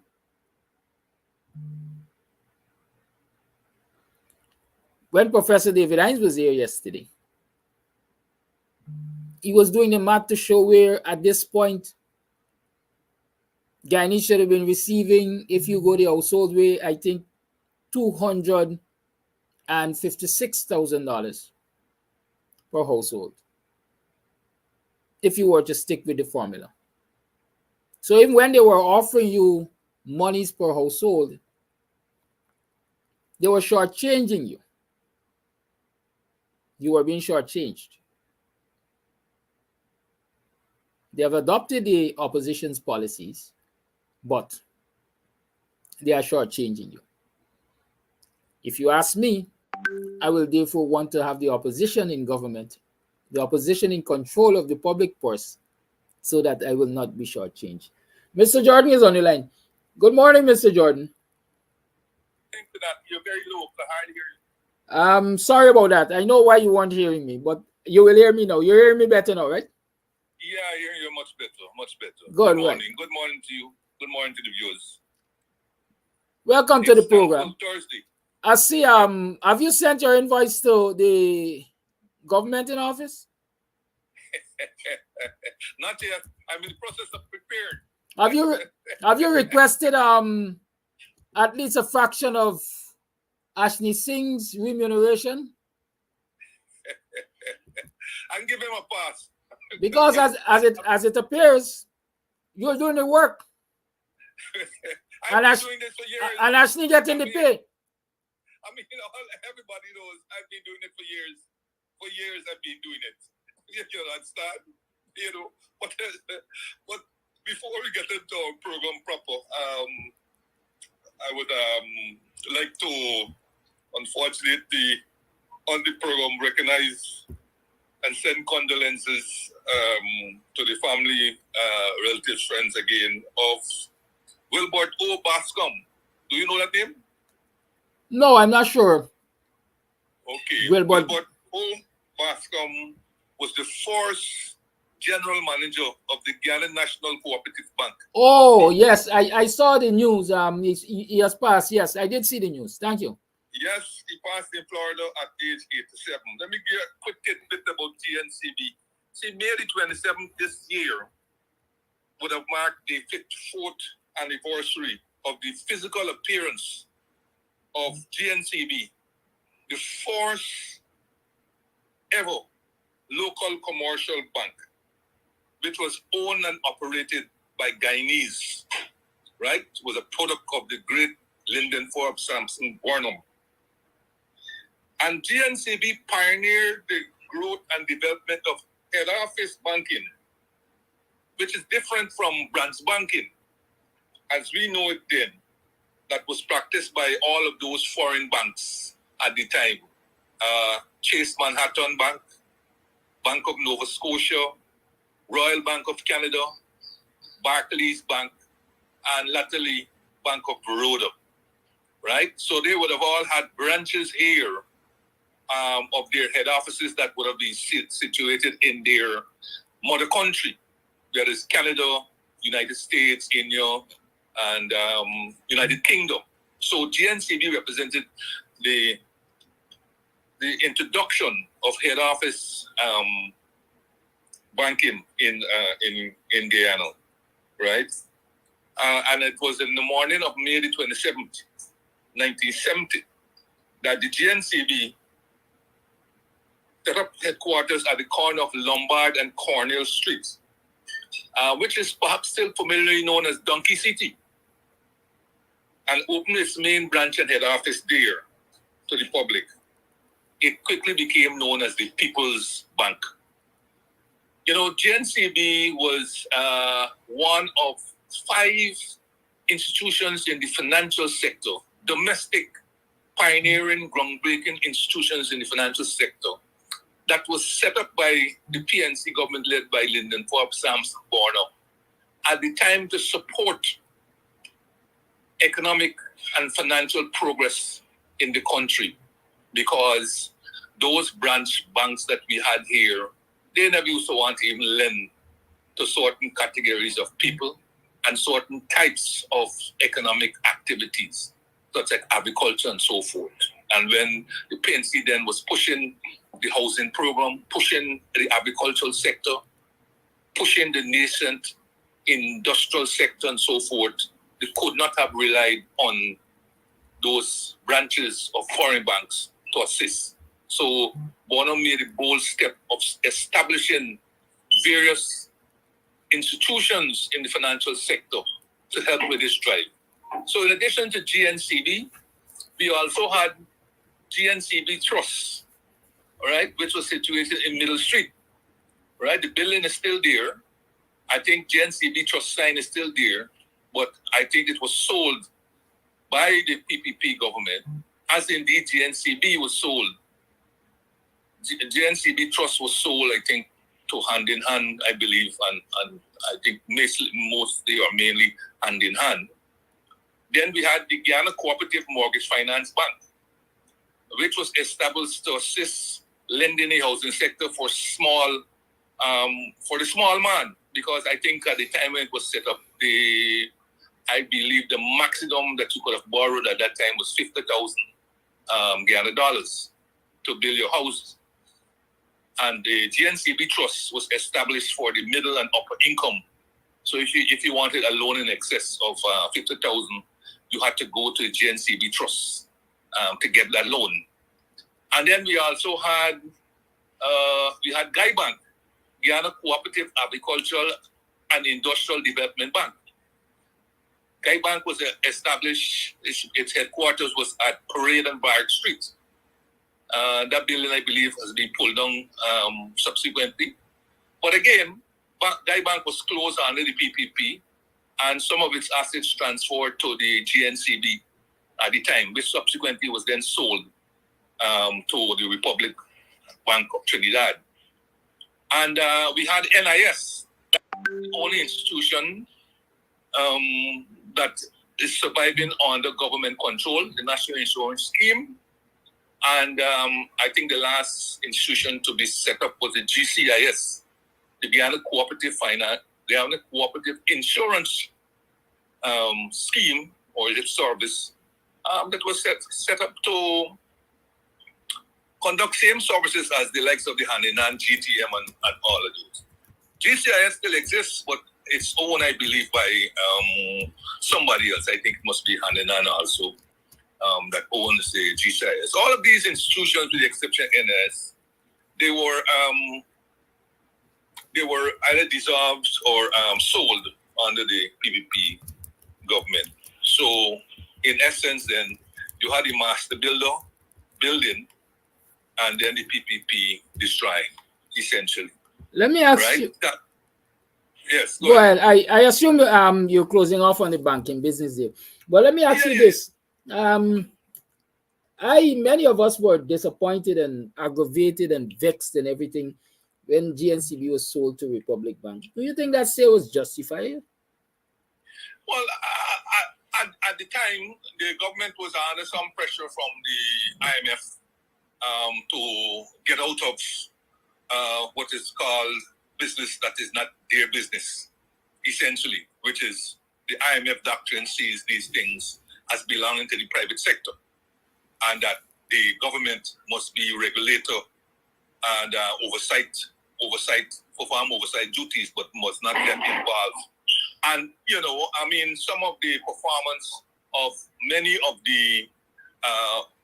the corporations that government formed or took over and formed them into corporations did not perform as well as you would have liked. And when you have monsters like Gaisuku and Guy Mine and all of these not returning profits on a consistent basis and have to depend on the treasury for the survival, I don't think it's a situation that can continue forever. And the fact that it is continuing, say, in the case of, say, Gaisuku, is due largely to oil, right? So a lot of the oil resources are now being diverted to an industry that is, for all intents and purposes, dead, right? I heard somebody saying, I think it was yesterday, that we might be importing canes from Brazil. Yes. To feed the factory because we don't have enough canes. I don't know how accurate that is. I was so informed. Right? But it based on the performance of Gaisuku in the first half, right? I would imagine that such a situation could exist. Although of course I'm not sure how the canes would be getting from Brazil to factories way down in Borbis. I'm not sure. I mean, you would have seen physical evidence of that. They can't fly in such canes and so forth. But yes, so we were under the pump with the IMF program and so forth, and therefore there was not much that they could have done, especially if we wanted to gain access to resources under the various debt relief programs that were made available at the time. Right? They didn't come cheap and they didn't come easy and they didn't come free. So maybe at the time that decision was more or less made for you, as opposed to you having any rearguard action where that was concerned. So yeah, so I thought I would have before, because a lot of me made about cash grant and cash grant, and sometimes these little tidbits are important to keep our audience informed and let them know from whence we came.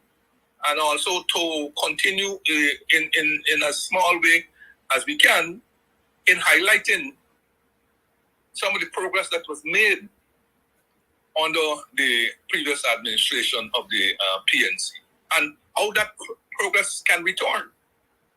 How that progress can return in a united opposition that is bent on going down the same particular road, right? Of establishing your institutions, economic performances and progress and so on. So I think that was a bit and so Bascom provided the entree for me to give that little tidbit on the GNCB. I hope those who worked and so on and were associated with GNCB felt a feeling of nostalgia on the live and hearing that. Right. So on to our topic of the day. I had to laugh. I had to laugh. I had to laugh because to see where the government has reached compared to what they were putting out, their violent opposition to cash transfers and so forth, to see where they are today and see the artful dodging, not to give acknowledgement and recognition, right? The lengths to which they are going not to give acknowledgement and recognition to where these things originated, is to make Fred Astaire himself look clumsy, compared to the dances that they are doing to avoid the acknowledgement. But I'm glad that you played that clip just now, because a lot of people don't realize that it is on your program that $100,000 cash grant was announced, disclosed, recommended, whatever. And that was done early morning before Ali went to the parliament to present his epistle. So by the time he would have made his announcement of the $200,000, we had already put out there $100,000 for each individual, each adult Guyanese citizen resident here in Guyana, for them to get that $100,000.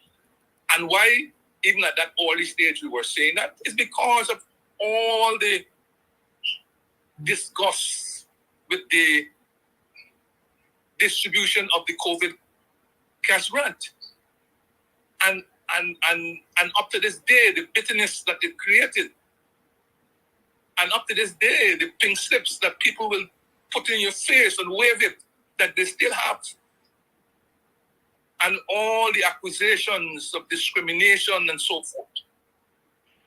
It had to be a bit hurtful to see that of the pink slip holders, a large percentage being Guyanese of African descent, right? And which, in their minds and in their perception, gave credence to their contention that they were being discriminated against, especially when they pointed fingers at persons using different ruses and guises, got 2 and 3 and 4 different COVID cash grants, while they got none. You understand?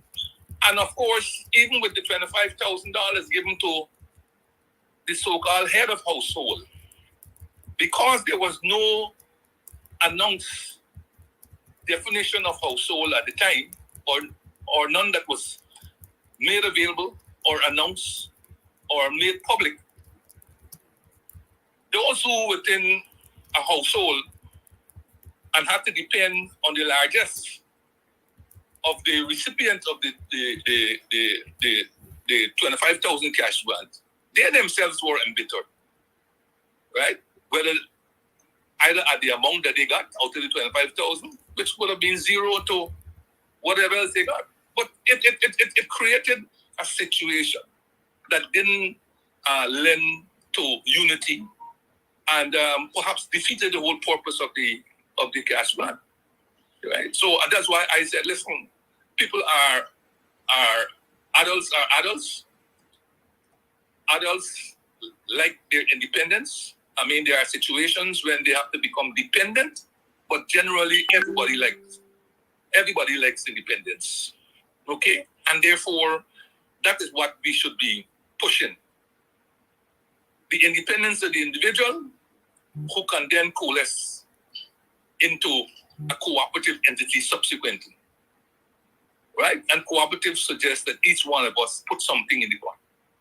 So all of those ideas I cogitated with before I came up with my 100,000. But in the event he came up with the 200,000, he announced 200,000. It was perhaps too late to change the speech, right? And he mentioned 200,000 to households. And immediately it sparked a fiery debate as to who was a household.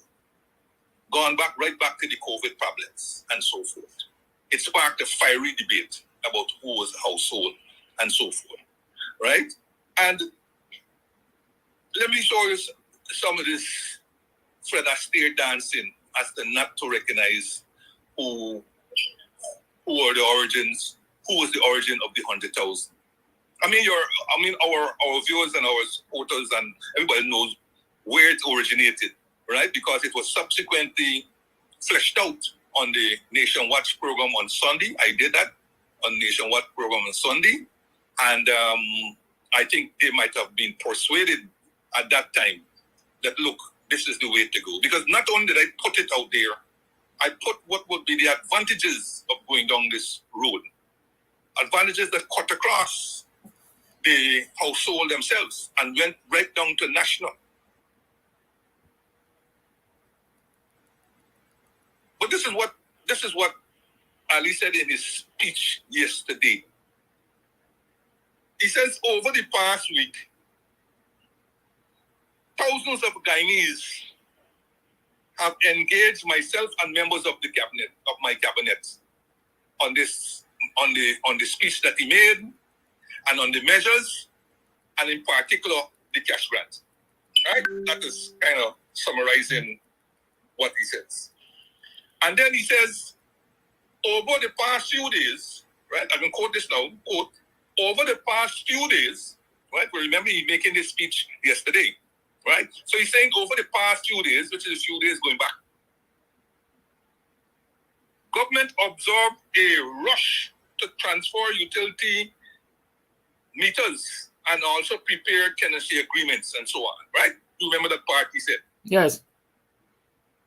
And then he said, re-examining the previous measure, that's the 200,000, with the aim of expanding benefits. He said that last week Friday. So imagine, hold on, let me put it in context. He says over the past week, thousands of Guyanese have engaged him and his members on the cash grant and the whatever measures. And then he said over the past few days, there have been this observance of people doing, meters, trying to transform meters and prepaid tenancy agreements and so on. Right? All this is happening over the past few days and so on. But yet still, the president in his speech says that last Friday, he asked for a reconsideration. This speech of the president was made on Thursday afternoon, Thursday midday going into the afternoon. And the next day, because the next day was the Friday, he asked his people to re-examine. You understand what I'm trying to tell you? Yes. How could he have been able to put together all of these observances, which occurred after Friday? The day that he was asking his advisors and whoever else, and the Ministry of Finance or whoever else, to reconsider the 200,000 household proposal into this 100,000. How could that have happened? It could not have happened, but it's the lengths to which they are going to avoid acknowledging the source. It didn't cost them anything to acknowledge the source, but it's the lengths to which, in the first place, they failed to acknowledge Professor Clive Thomas as the originator of the idea of cash grants to households, albeit in a sustainable, perpetual manner as opposed to one-off that they did. They failed to acknowledge that on the very day that they were announcing a cash transfer, that it had already been put in the public's mind that very morning. And that liking what he heard and liking the explanation, the very next day, the Friday, he asked his people to examine that proposal and see its efficacy, its beneficial, its benefits and so on. Nobody said no. But you're going around tortuously telling about how over the last couple of days you observe all these things. And yet still you did not come out yesterday and said, you have asked your people in light of this, you have asked them to re-examine the 200,000. You had already asked them last week Friday, which is the very next day after you would have made a speech. Which meant you would have heard about the 100,000 proposal that was made that very morning. All we have to do, my brother, you the big man, you the head of this country. You're the head of the household called Guyana. All you have to acknowledge that you're happy that it came, is happy that something was put there and allow you to take. But all of this would not have occurred, as you well know, if we had indicated that a studied approach to the issue of cash transfers would have been done. And that is why we knew that this was a knee-jerk reaction to what was taking place in the economy. But okay, let us say all that is water under the bridge. Let us say that is water on the bridge. Let us give them props for coming around to number one, the issue of cash transfer. Let us give them props for being able to take on board all the messaging and the criticisms and so on as it related to households, and to coming around to another opposition recommendation that was put out there in relation to adults. Let us give them props for that, and let us move on. But the problem with the announcement yesterday, has several issues and implications for what was said, what wasn't said, and what is implied. Let us look at this whole business of eligibility. Who is eligible? He says every Guyanese 18 and over at 1st January 2024. Now, I have a problem with the 1st of January 2024. If the cash grant was meant to attenuate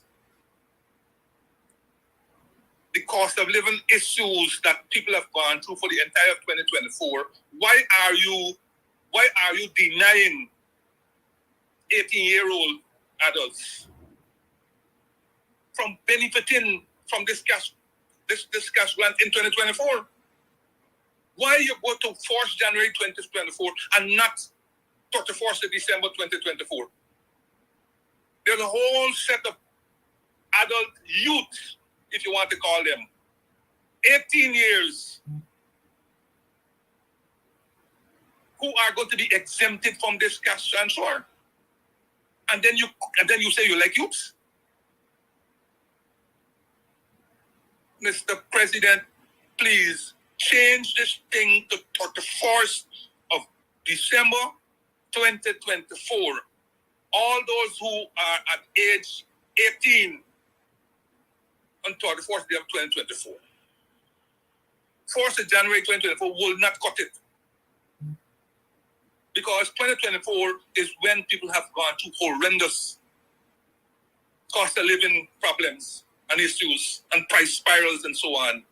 So they're not going to be rewarded in any way. This is a huge error, a huge blunder, and the opposition must, in no uncertain terms, make it known that this will not cut mustard. That 1st of January cutoff date will not cut mustard. Change it. Secondly, he says the objective of the cash transfer is to, quote, increase disposable income to create better opportunities and building prosperity for Guyanese. So here's the problem. How then you could say this cash transfer will target every Guyanese? It's missing an adjective. It must target every resident Guyanese. Because how can it target every Guyanese? The people who live in Iceland? The Guyanese who live in Iceland? Those who live in Japan? Those who live in the United States? Well, you know that probably more than they're probably more than the population than those who here. live in Guyana. Those who live in Suriname, Venezuela.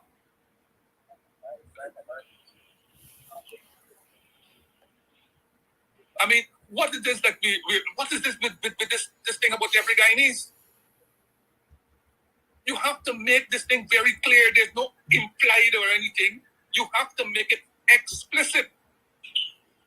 The cash transfer will target adult Guyanese residents.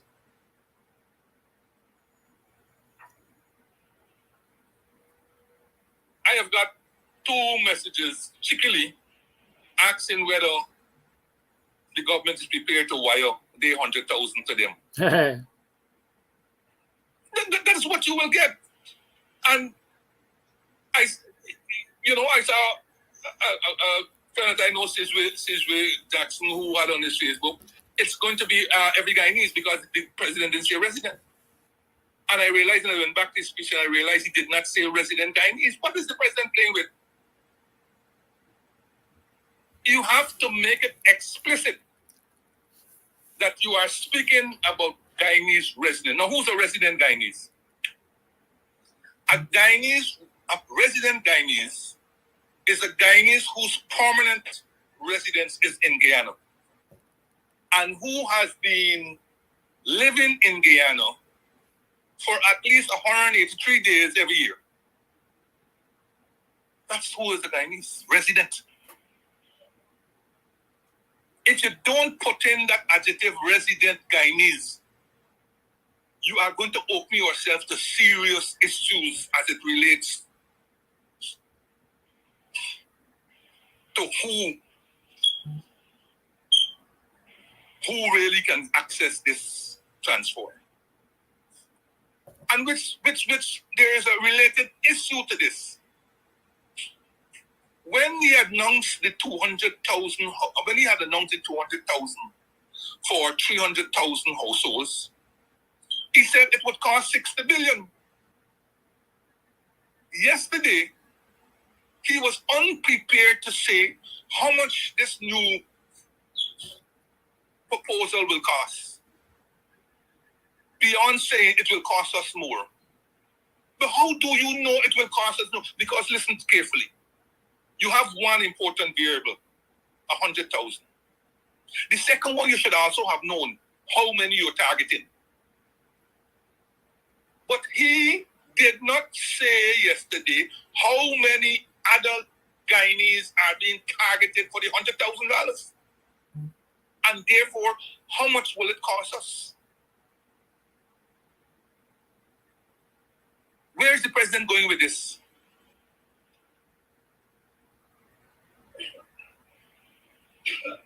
On the contrary, my 100,000 targets roughly 600,000 adult Guyanese residents in Guyana for the same 60 billion. So it doesn't cost a penny more. For the same 60 billion. And my targeting 600,000 is the top end of the figure. Because how did I come about this? If you go back to the 2020 election, they said 500 and something thousand people voted in that election. And we all know that election was marred by dead people voting, overseas people voting triple and quadruple times. We know that some people have more than one ID card. We are aware that people were seen distributing ID cards on election day, and so forth. So the figure of 500-something thousand that voted got in a lot of people who were part of the shenanigans of dead people and people who voted overseas, even though they were overseas and all these kinds of things. In addition, of course, the 500,000+ people who voted in 2010 would have contained Commonwealth citizens. That figure would have contained Commonwealth citizens who would have been eligible to vote in our elections. So when you clean out all of those, and you add back all those people who have become 18 and over since the last cutoff date of the election, you should get back somewhere around 500-something thousand, top it up at 600,000. Giving each person $100,000, get back to your 60 billion.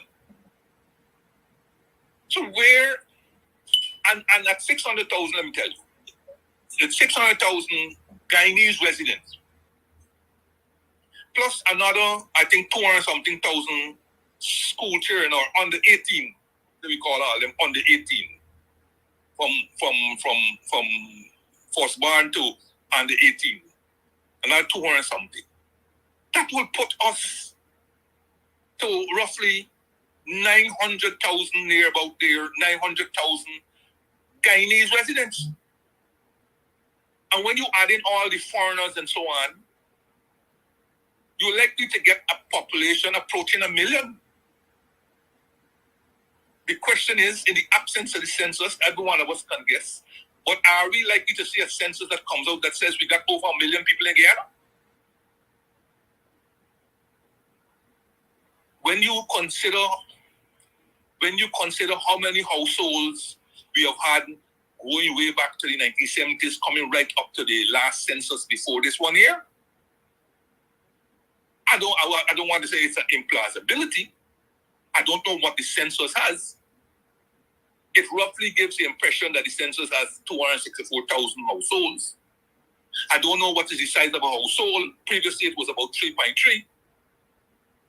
But if you use that same 3.3, we're looking at close to 1 million people. If it's less than that, because people, I don't know,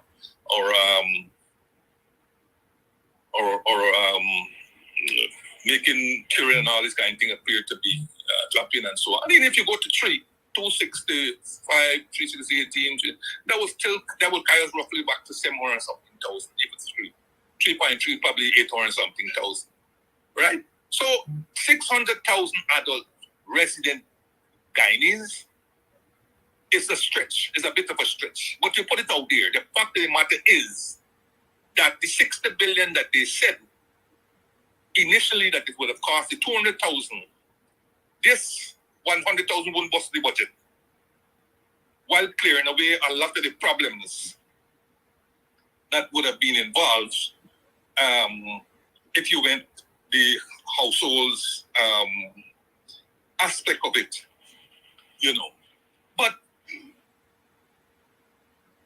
I can't understand how you're going to have a moving target in terms. You don't know the numbers of adults who will benefit from this cash grant of 100,000, and hence you don't know how much it will cost. And if you don't know how much it will cost, how can you announce the proposal? Because you don't know whether you have the money. You would have thought that they would have identified a sum of money that they can set aside for this cash transfer. And that this sum of money that they would have identified would have come from their informed calculation of how many adults they are targeting. And they would have come to that target figure since they have access to the latest census Because the latest census will also tell you how many males and how many females in the country. And they would have had access to the updated, quote-unquote, National Register of Registrants, or GCOM. They would have had all this information that would have helped them to collate and compress and come to an indicative figure of how many adults we are targeting. But to allow Ali to come yesterday again, because when he came on Thursday, they still did not know how many households there were. Jagdo said that the census said 264,000 households. But there were some floating set of households around there. And therefore you round it off to 300,000. I mean, you don't expect these things. You don't expect these things to be, to be made by policy people who are announcing a major policy shift in the country. You don't expect these guesstimates and all these kind of things, especially when they are the keepers of the information. You expect the opposition to be guessing because there's not much information out there, but not the government, who are the keepers of them, who have access to all this information and so on. So now to tell me it's going to cost more. How much more is going to cost? Because we already know at least one figure, 100,000. How much more will it cost? Where is the money coming from? Because if you originally had 60 billion, and now you say it's going to cost more, but you're going to make that sacrifice, where is the extra amount coming from? How much is the extra amount? And doesn't this all beg the question? When the teachers were on their knees, begging and pleading for a little bit more, you told them no more. You have no more fiscal space, right? Those two words that are perhaps will win the Guyana Nobel Prize by the end of this year. Fiscal space, you told them, and therefore we could not give you more than the 10%. And the teachers' union caved in, believing that to be so. So how did you get 60 billion plus more to come to do this transaction, this $100,000 transaction? The teachers must feel aggrieved at this turn of events. They must feel aggrieved at this turn of events. Now, however, even of course you can't please everybody. Some quote-unquote households would have been looking forward to 200,000. And clearly these would have been small households, maybe a person and his dog, cat, canary, whatever. But on the other side, large households, which are familiar in Guyana, and especially in the countryside, would have been peeved that they would have been counted as one household and only get 200,000. So with this shift to 100,000, large households will be smiling,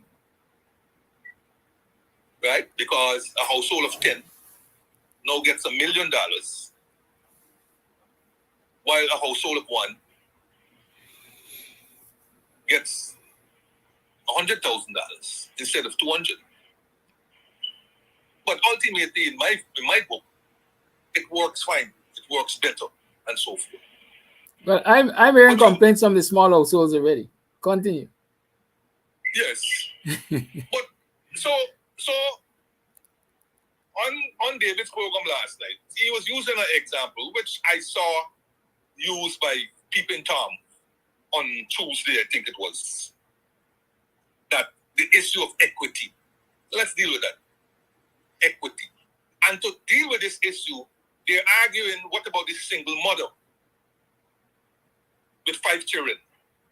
Now, I don't know how many single mothers with 5 children they got. So I know they got a lot of single mothers and single fathers too. with 5 children, yes, but how many? And so that single mother would have got 200,000 out of the household compared to now getting 100,000. And then they juxtapose that with a household now, let us say with 5 adults, they would have only got 200,000. But they're leaning on the side of the single parent with the 5 children compared with the 5 adults in the other household. But there are so many flaws in that argument. Why on the one hand you have a single household with a single parent with 5 children and not a household with 5 adults and no children? In these 5 adults, there are no children. So you want to skew, you want to bring situation to skew your analysis. On average, if there are 5 adults in a household, you will get at least a minimum of, let us say, 5 children. And that's giving 1 child to each one of them. But you can expect in a 5 adult household, anyway upwards of 10, 15 children in that place. But that would not have been taken into consideration when you deal with the household. Mr. Jordan. So you would have $200,000 having to be shared among 5 households plus 10 or 15 children. Mr. Jordan, you know, yes. As I like say, I like to be the devil's advocate. Right now, I have a 5 adult household with no children. Yes, but you might be the aberration. The outlier. You might be the outlier. I agree. You might be the outlier. I agree. And that in any case, your 5-person household, all adults, would only get $200,000 under the previous arrangement. True. So there's an average of $40,000 each one of them. And we only use an average here because we don't know if the head of that household was willing to share any money with you. We don't know that because you know when money involves, it is suddenly me money because it was given to me. What's and mine is mine. What's yours is ours. What exactly? You understand? So there's no guarantee that you would have got anything. 5-person household, all adults, from the head of the household who got the 200,000. And they might have generously given you what we call a frick. Right? And you would have not been comfortable with the frick, but you'll have to take it because what are you going to do? You're going to fight your brother or something. But now, that will get $500,000. $500,000. This single mother household that we're talking about, that we're trying to play bleeding heart with, that will get the 100,000. Let us see if we could add some flesh onto that. If you got 5 school-age children, they would have got all in the year a Because We Care grant. I don't know how much is it now. I think it's 45,000. So 45 times 5, that will make it 225,000. Because I think it's 40 plus 5,000 for uniform or something. So they would have got 225,000 all in the year. Right? With the 5 children. Yes. Then, if they're still in difficult circumstance, there is a program that was initiated under the coalition government and the Ministry of Human Services and Social Security. I believe the program is still there. It is called the Difficult Circumstances Program, where if people are in very difficult circumstances, they can go there and present their case. But the important thing, though, I think that has been raised here is that, hello? Yeah, I'm here. We're listening. Right. The important thing that we raised here is the whole issue of a comprehensive social protection framework. That a one-off cash grant will not cut mustard. A cash grant, an annual cash grant, must be supplemented by other social protection initiatives, such as free transportation for all school children,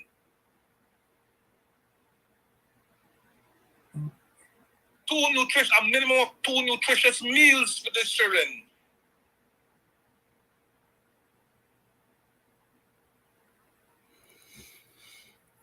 A quarterly, like I suggested, a quarterly basket of necessary goods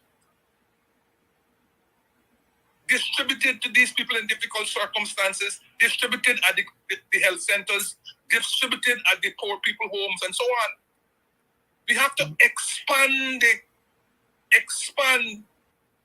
the social protection framework. We cannot see, and we must not see, a one-off cash grant as solving the problems. We cannot do that. And ultimately, to lift people out of poverty, they must be able to get self-sustaining jobs. These are handouts. They're not jobs. These are at the beck and call of the government. They're not jobs. So the person with 5 children, who on average may not have, qualifications, experience, tech work, and so on, we have to guide that person also in the direction where they will take the available opportunities to upgrade themselves so that they can become eligible for permanent jobs. Too many of them are involved in security and the unfortunate thing in Guyana is a large numbers of our women can be seen walking the road at all manner of hours in the night. Say, but they're doing security work. While their infants and their children are left to the mercy of Tiberius. And so we perpetuating a cycle of poverty, intergenerational poverty. That is what we are doing.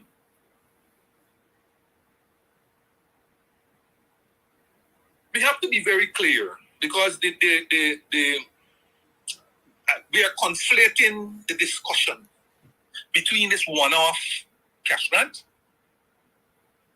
and the Thomas's model of a sustainable cash grant. We can't conflate the two. Let us be very clear. Let us accept a win that it would appear that the government has come around to the idea of cash transfer. It would appear. I don't use the word permanent because they have only said a one-off. This, as I said in a previous program, is the same thing they did on the eve of the 2015 election in 2014. They brought the Because We Care cash grant. I remember trying to go through Water Street by National Hardware. There was a Western Union there, and you could see the line. The line gone past the old Sambus Park, which is now Munishwar, gone all over the place. People going there to cash their voucher and whatever. That is what they are good for. That is what the PPP is good for. And they are setting up. That is why they're gone with only one-off.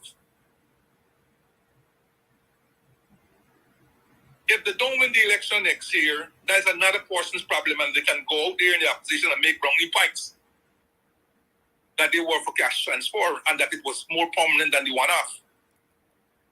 If they win, they don't have to continue the cash transfer because they can power for the next 5 years.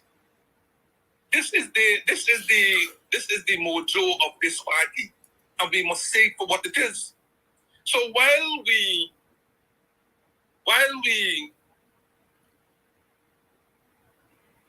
talk about the one-off cash grant and so on, we must not keep our eye off the prize.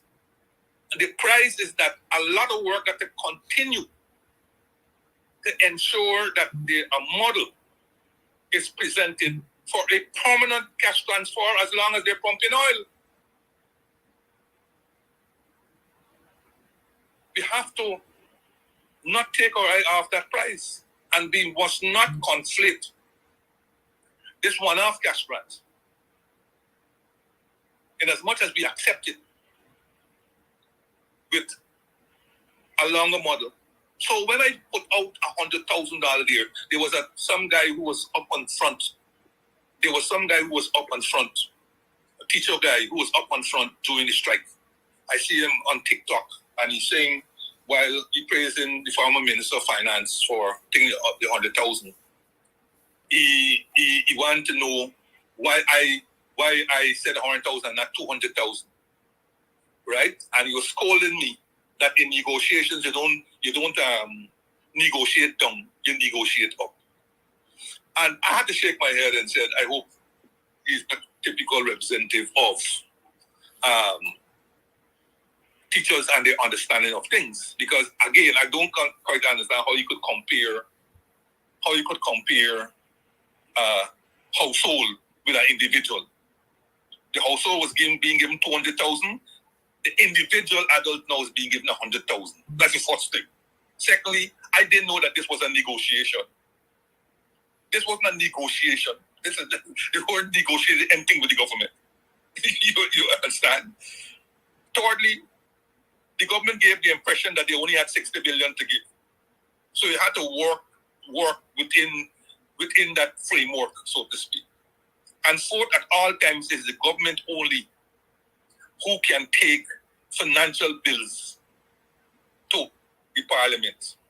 And therefore, you cannot come with an outrageous thing and expect the government to run with it. Perhaps the teachers didn't learn that kind of negotiation themselves, because what they were asking for, even though it was doable and everything else, so that, but they did not put out there how it can be sustained, how doable it is, right? So they themselves, he as a teacher and they themselves need to learn the art of negotiation. So we can't go there and pluck figures out of the air. We would like to have $1 million and not 100,000. We would like to have $1 million. But can we afford $1 million? All things possible. $1 million is what we perhaps must get right now. But can we afford it? And when you put it out there, who's going to take you seriously? Eh? Who's going to take you seriously when you put it out there? So if we want to be taken seriously, let's get serious proposals. Let's get the government biting into those proposals. And like they have done now, come around to accepting our proposal, and that is a win for us. It is a win for us. It shows that we may be in the opposition, but we are ready to take the reins of government. That we know how to budget, we know how to plan, we know how to forecast. And if the government, who don't seem to think that the opposition is part of the government, are taking the opposition on board, and that in the interest of development of this country called Guyana, let all ideas contend, whether they come from the opposition, the government, the civil society, private sector, whatever. Let all ideas contend. Let us put it in the basket. And let us come out with something that all Guyana can run with. But no. The opposition is the enemy. And even when you have to take ideas that the opposition put out there, you do it in a manner to exclude them again. That for you is a defeat.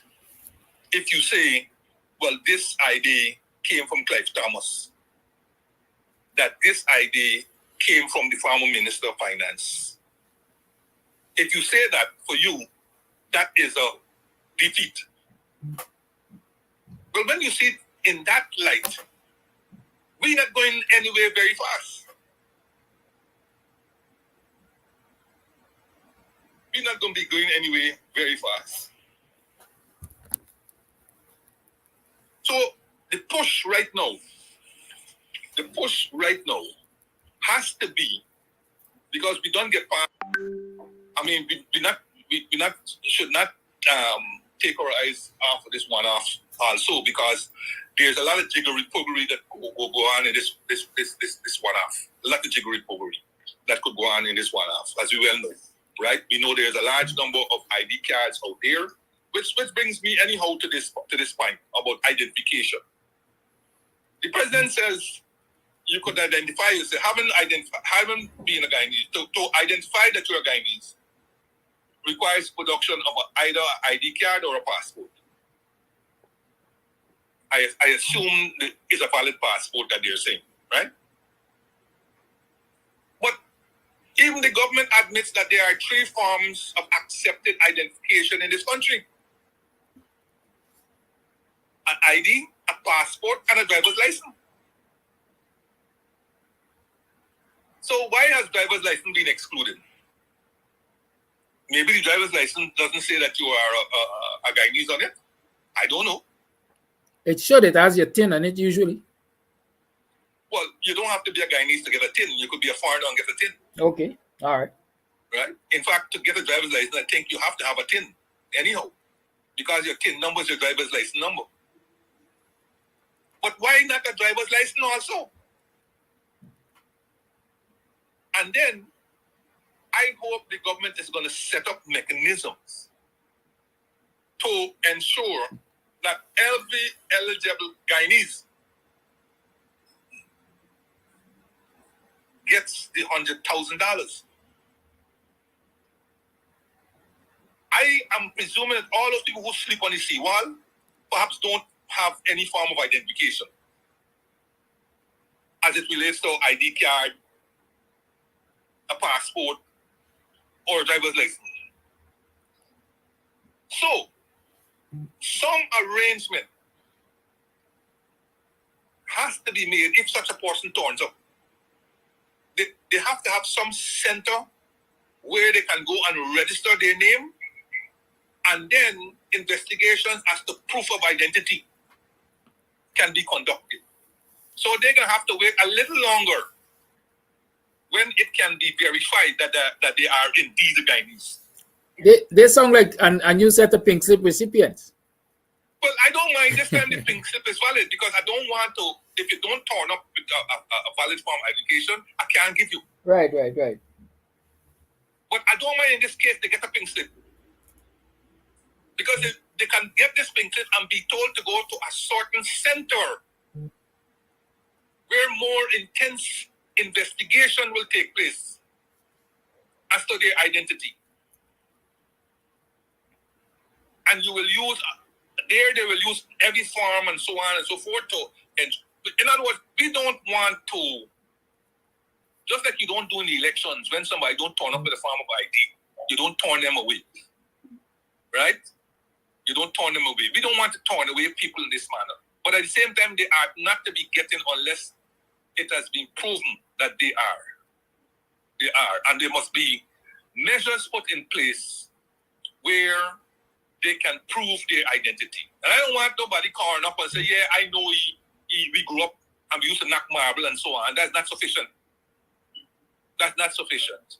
There must be other forms of verifying that person. It will take a little longer, might take a month or so on, but the long and short is that mechanisms must be put in place. Because a lot of people get displaced by fire, all the documents born up. They ain't had time to go with the hassle of trying to get an ID card, because it's a real hassle to get an ID card at the national registration place. A real hassle. People, I know, I see the frustration that people go through, and that is why the lines are long for passports. You're fast to get a passport than you get a national ID card. We're really thinking about, and there are significant numbers of people who are squatting. They got squatter settlements that they don't even know about. So I'm thinking mostly of those people who should be getting this $100,000. And perhaps the opposition should assist in this by start fanning out to these different areas, these squatter settlements and so on, who are going to be excluded from this, because nobody ain't going to go into them squatter settlements to find people. And they ain't going to find out that they're eligible.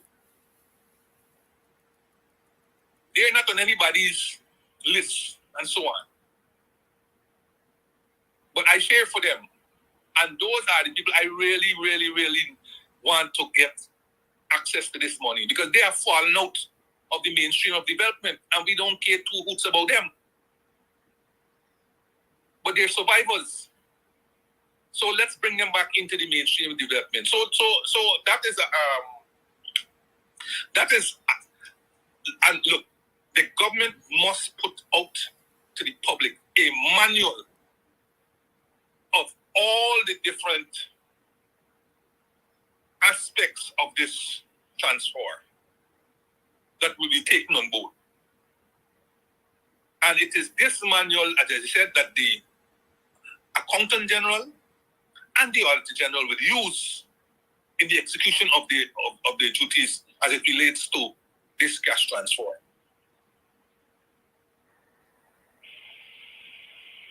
And as far as possible, they should take advantage of existing institutions and existing arrangements so that this money can be disbursed fairly quickly, fairly transparently, with a high degree of accountability. But the opposition got to keep their eyes on to see where those different ID cards would come out and so on. And you know, it is amazing how much money is floating around this country. But it's only floating around within certain communities. Mm-hmm. Facts. Under the guise of giving out small grants, because small grants now are 250,000, some getting 250,000 small grants. And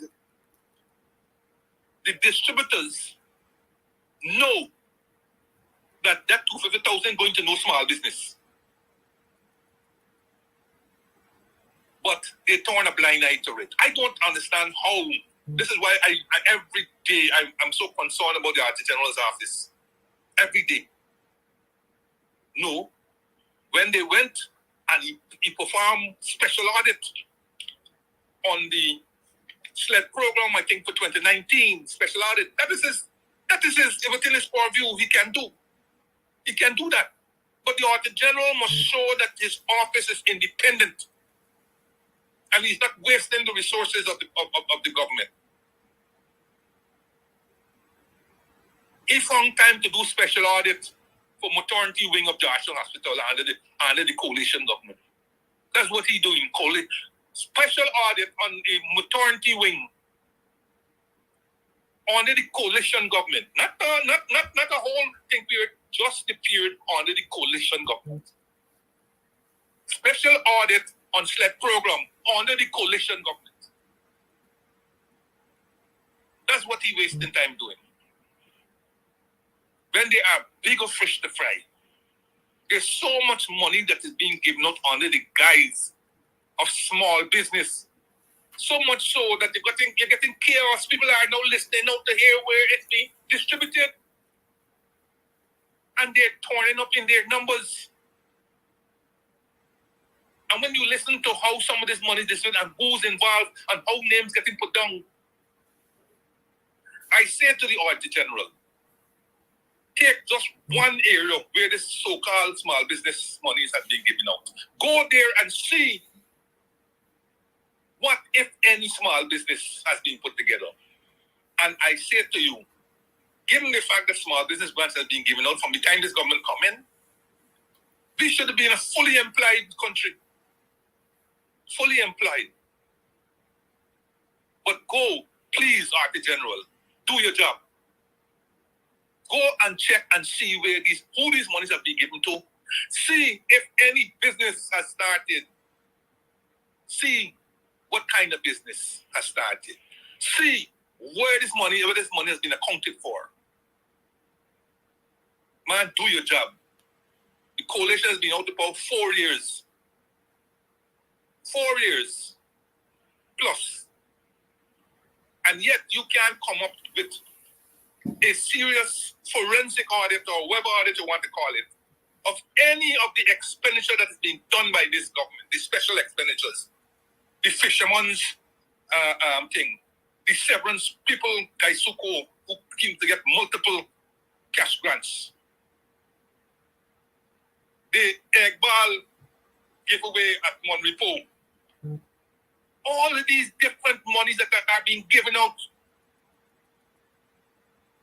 cash grant, some business thing in Morocco, business 6 billion in this region, 4 billion in that region. And by the way, Region 10 and Region 4 seem to be the poor man's thing. All of this money. And these same people now are going to turn back and get $100,000. You see, Mr. Ali,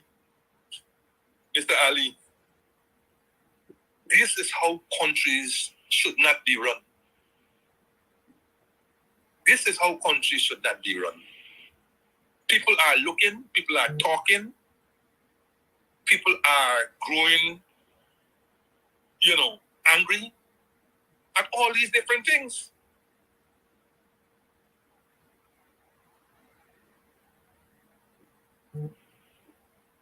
Where are these small businesses? We not say we are against small businesses, but where are they? The last point I want to raise on this issue is this. People, in a household of 10, you were previously going to get $200,000, and it averaged out at $20,000, and you're right to scoff at it. But in a household of 10 now, with $100,000, you're going to get $1 million. Oh, buddy, oh. Christmas, they're buying clothes. And all them favorite TVs and things winking. But listen, friend. This is the opportune time to eat a little and save big. Save to invest. Eat 200,000 and invest 800,000.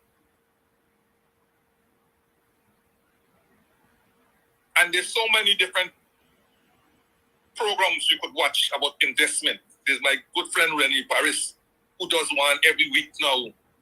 It's in Kaito News. And I'm sure he can make himself available for personal advice and so on. There's so many. Please, eat 200,000, but invest 800,000. And as Kodaki has been showing, black belly sheep, giant something he call it, I can't remember, giant something. Black giant fowl. Black giant fowl, right? Invest that money. Don't go spending that money for Christmas buying blinds and new curtains and mat and all these kinds of stories for people. Invest that money and watch it grow. Don't put it in the bank because you're wasting time there. Please, don't put it in the bank. The bank interest is point something. Right? So you're about to get proper interest on that. Don't waste time on it there. But as the money has not come as yet, start planning for the money. Start planning for the money. And perhaps, Kodaki, you can put up there also, continue that series every morning, 5 or 10 minutes, how to invest your money. How to invest your money. Even if you got 100,000, apportion it 10,000 per month. Don't spend all 100,000. Don't.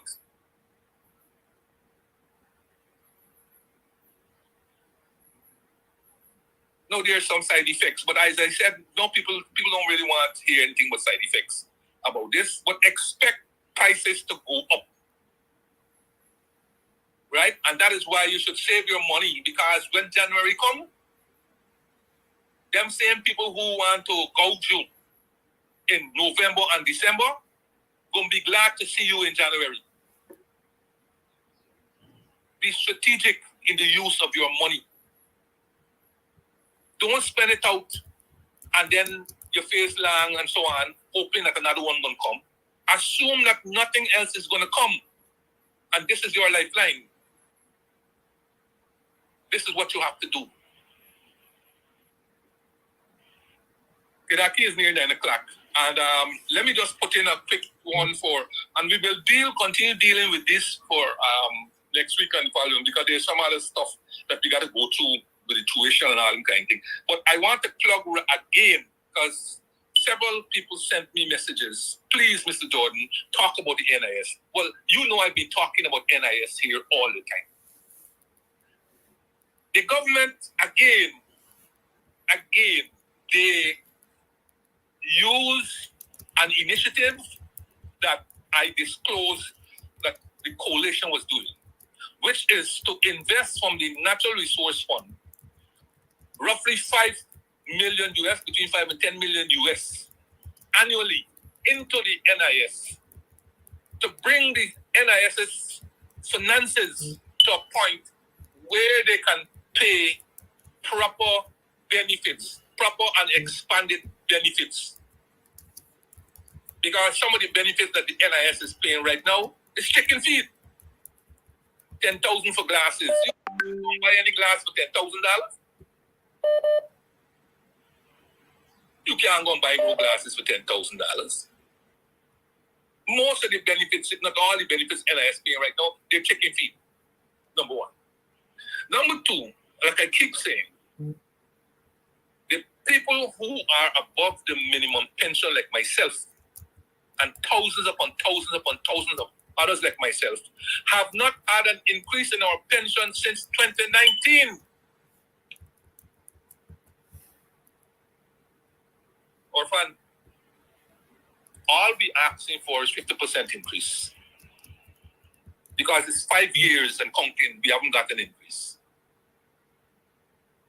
If we can't get a 50% increase, let us get the same increase that you have given to yourself and the ministers, which at the end of 2023 was 23%. Let us get that same increase. Plus whatever increase you are going to give yourself in 2024. How can any government be comfortable when a major social protection such as the NIS is failing to do what it was established to do?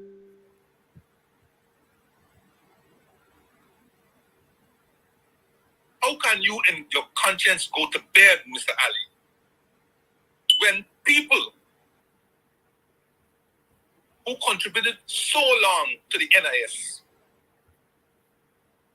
are being made to receive in 2024 the same pension that they were receiving in 2019? How can you in good conscience go to bed and allow this to happen? Now I've seen you giving the NIS $10 billion one-off. Kudos. You've taken our initiative, but that is what that be in quarrel. The reason why we put initiatives out there and we're not in power is for you to examine them, and if they're good, you use them.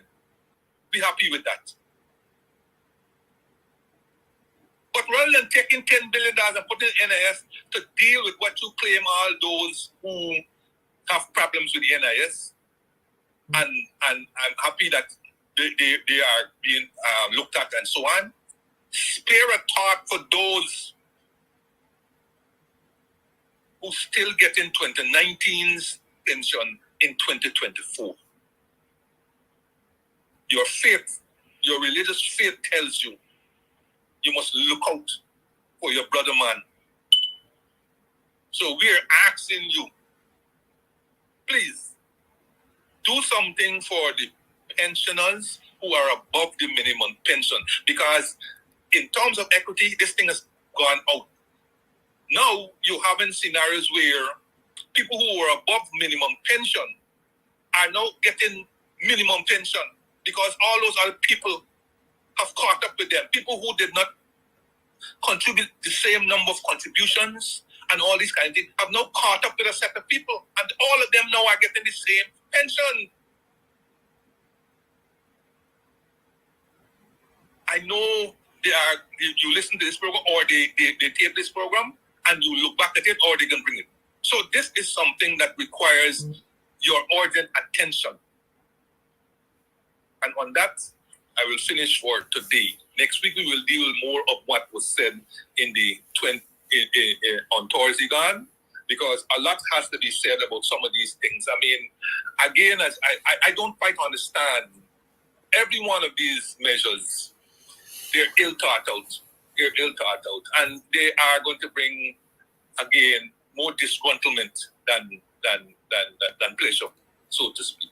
So once again, Kidaki, thank you. I don't know what your viewers said, but unfortunately, I don't know if you have time for the questions. But thank you, Mr. Jordan. That's why they call you tight fist. You know, you're right on time at 9 o'clock. You say that's it.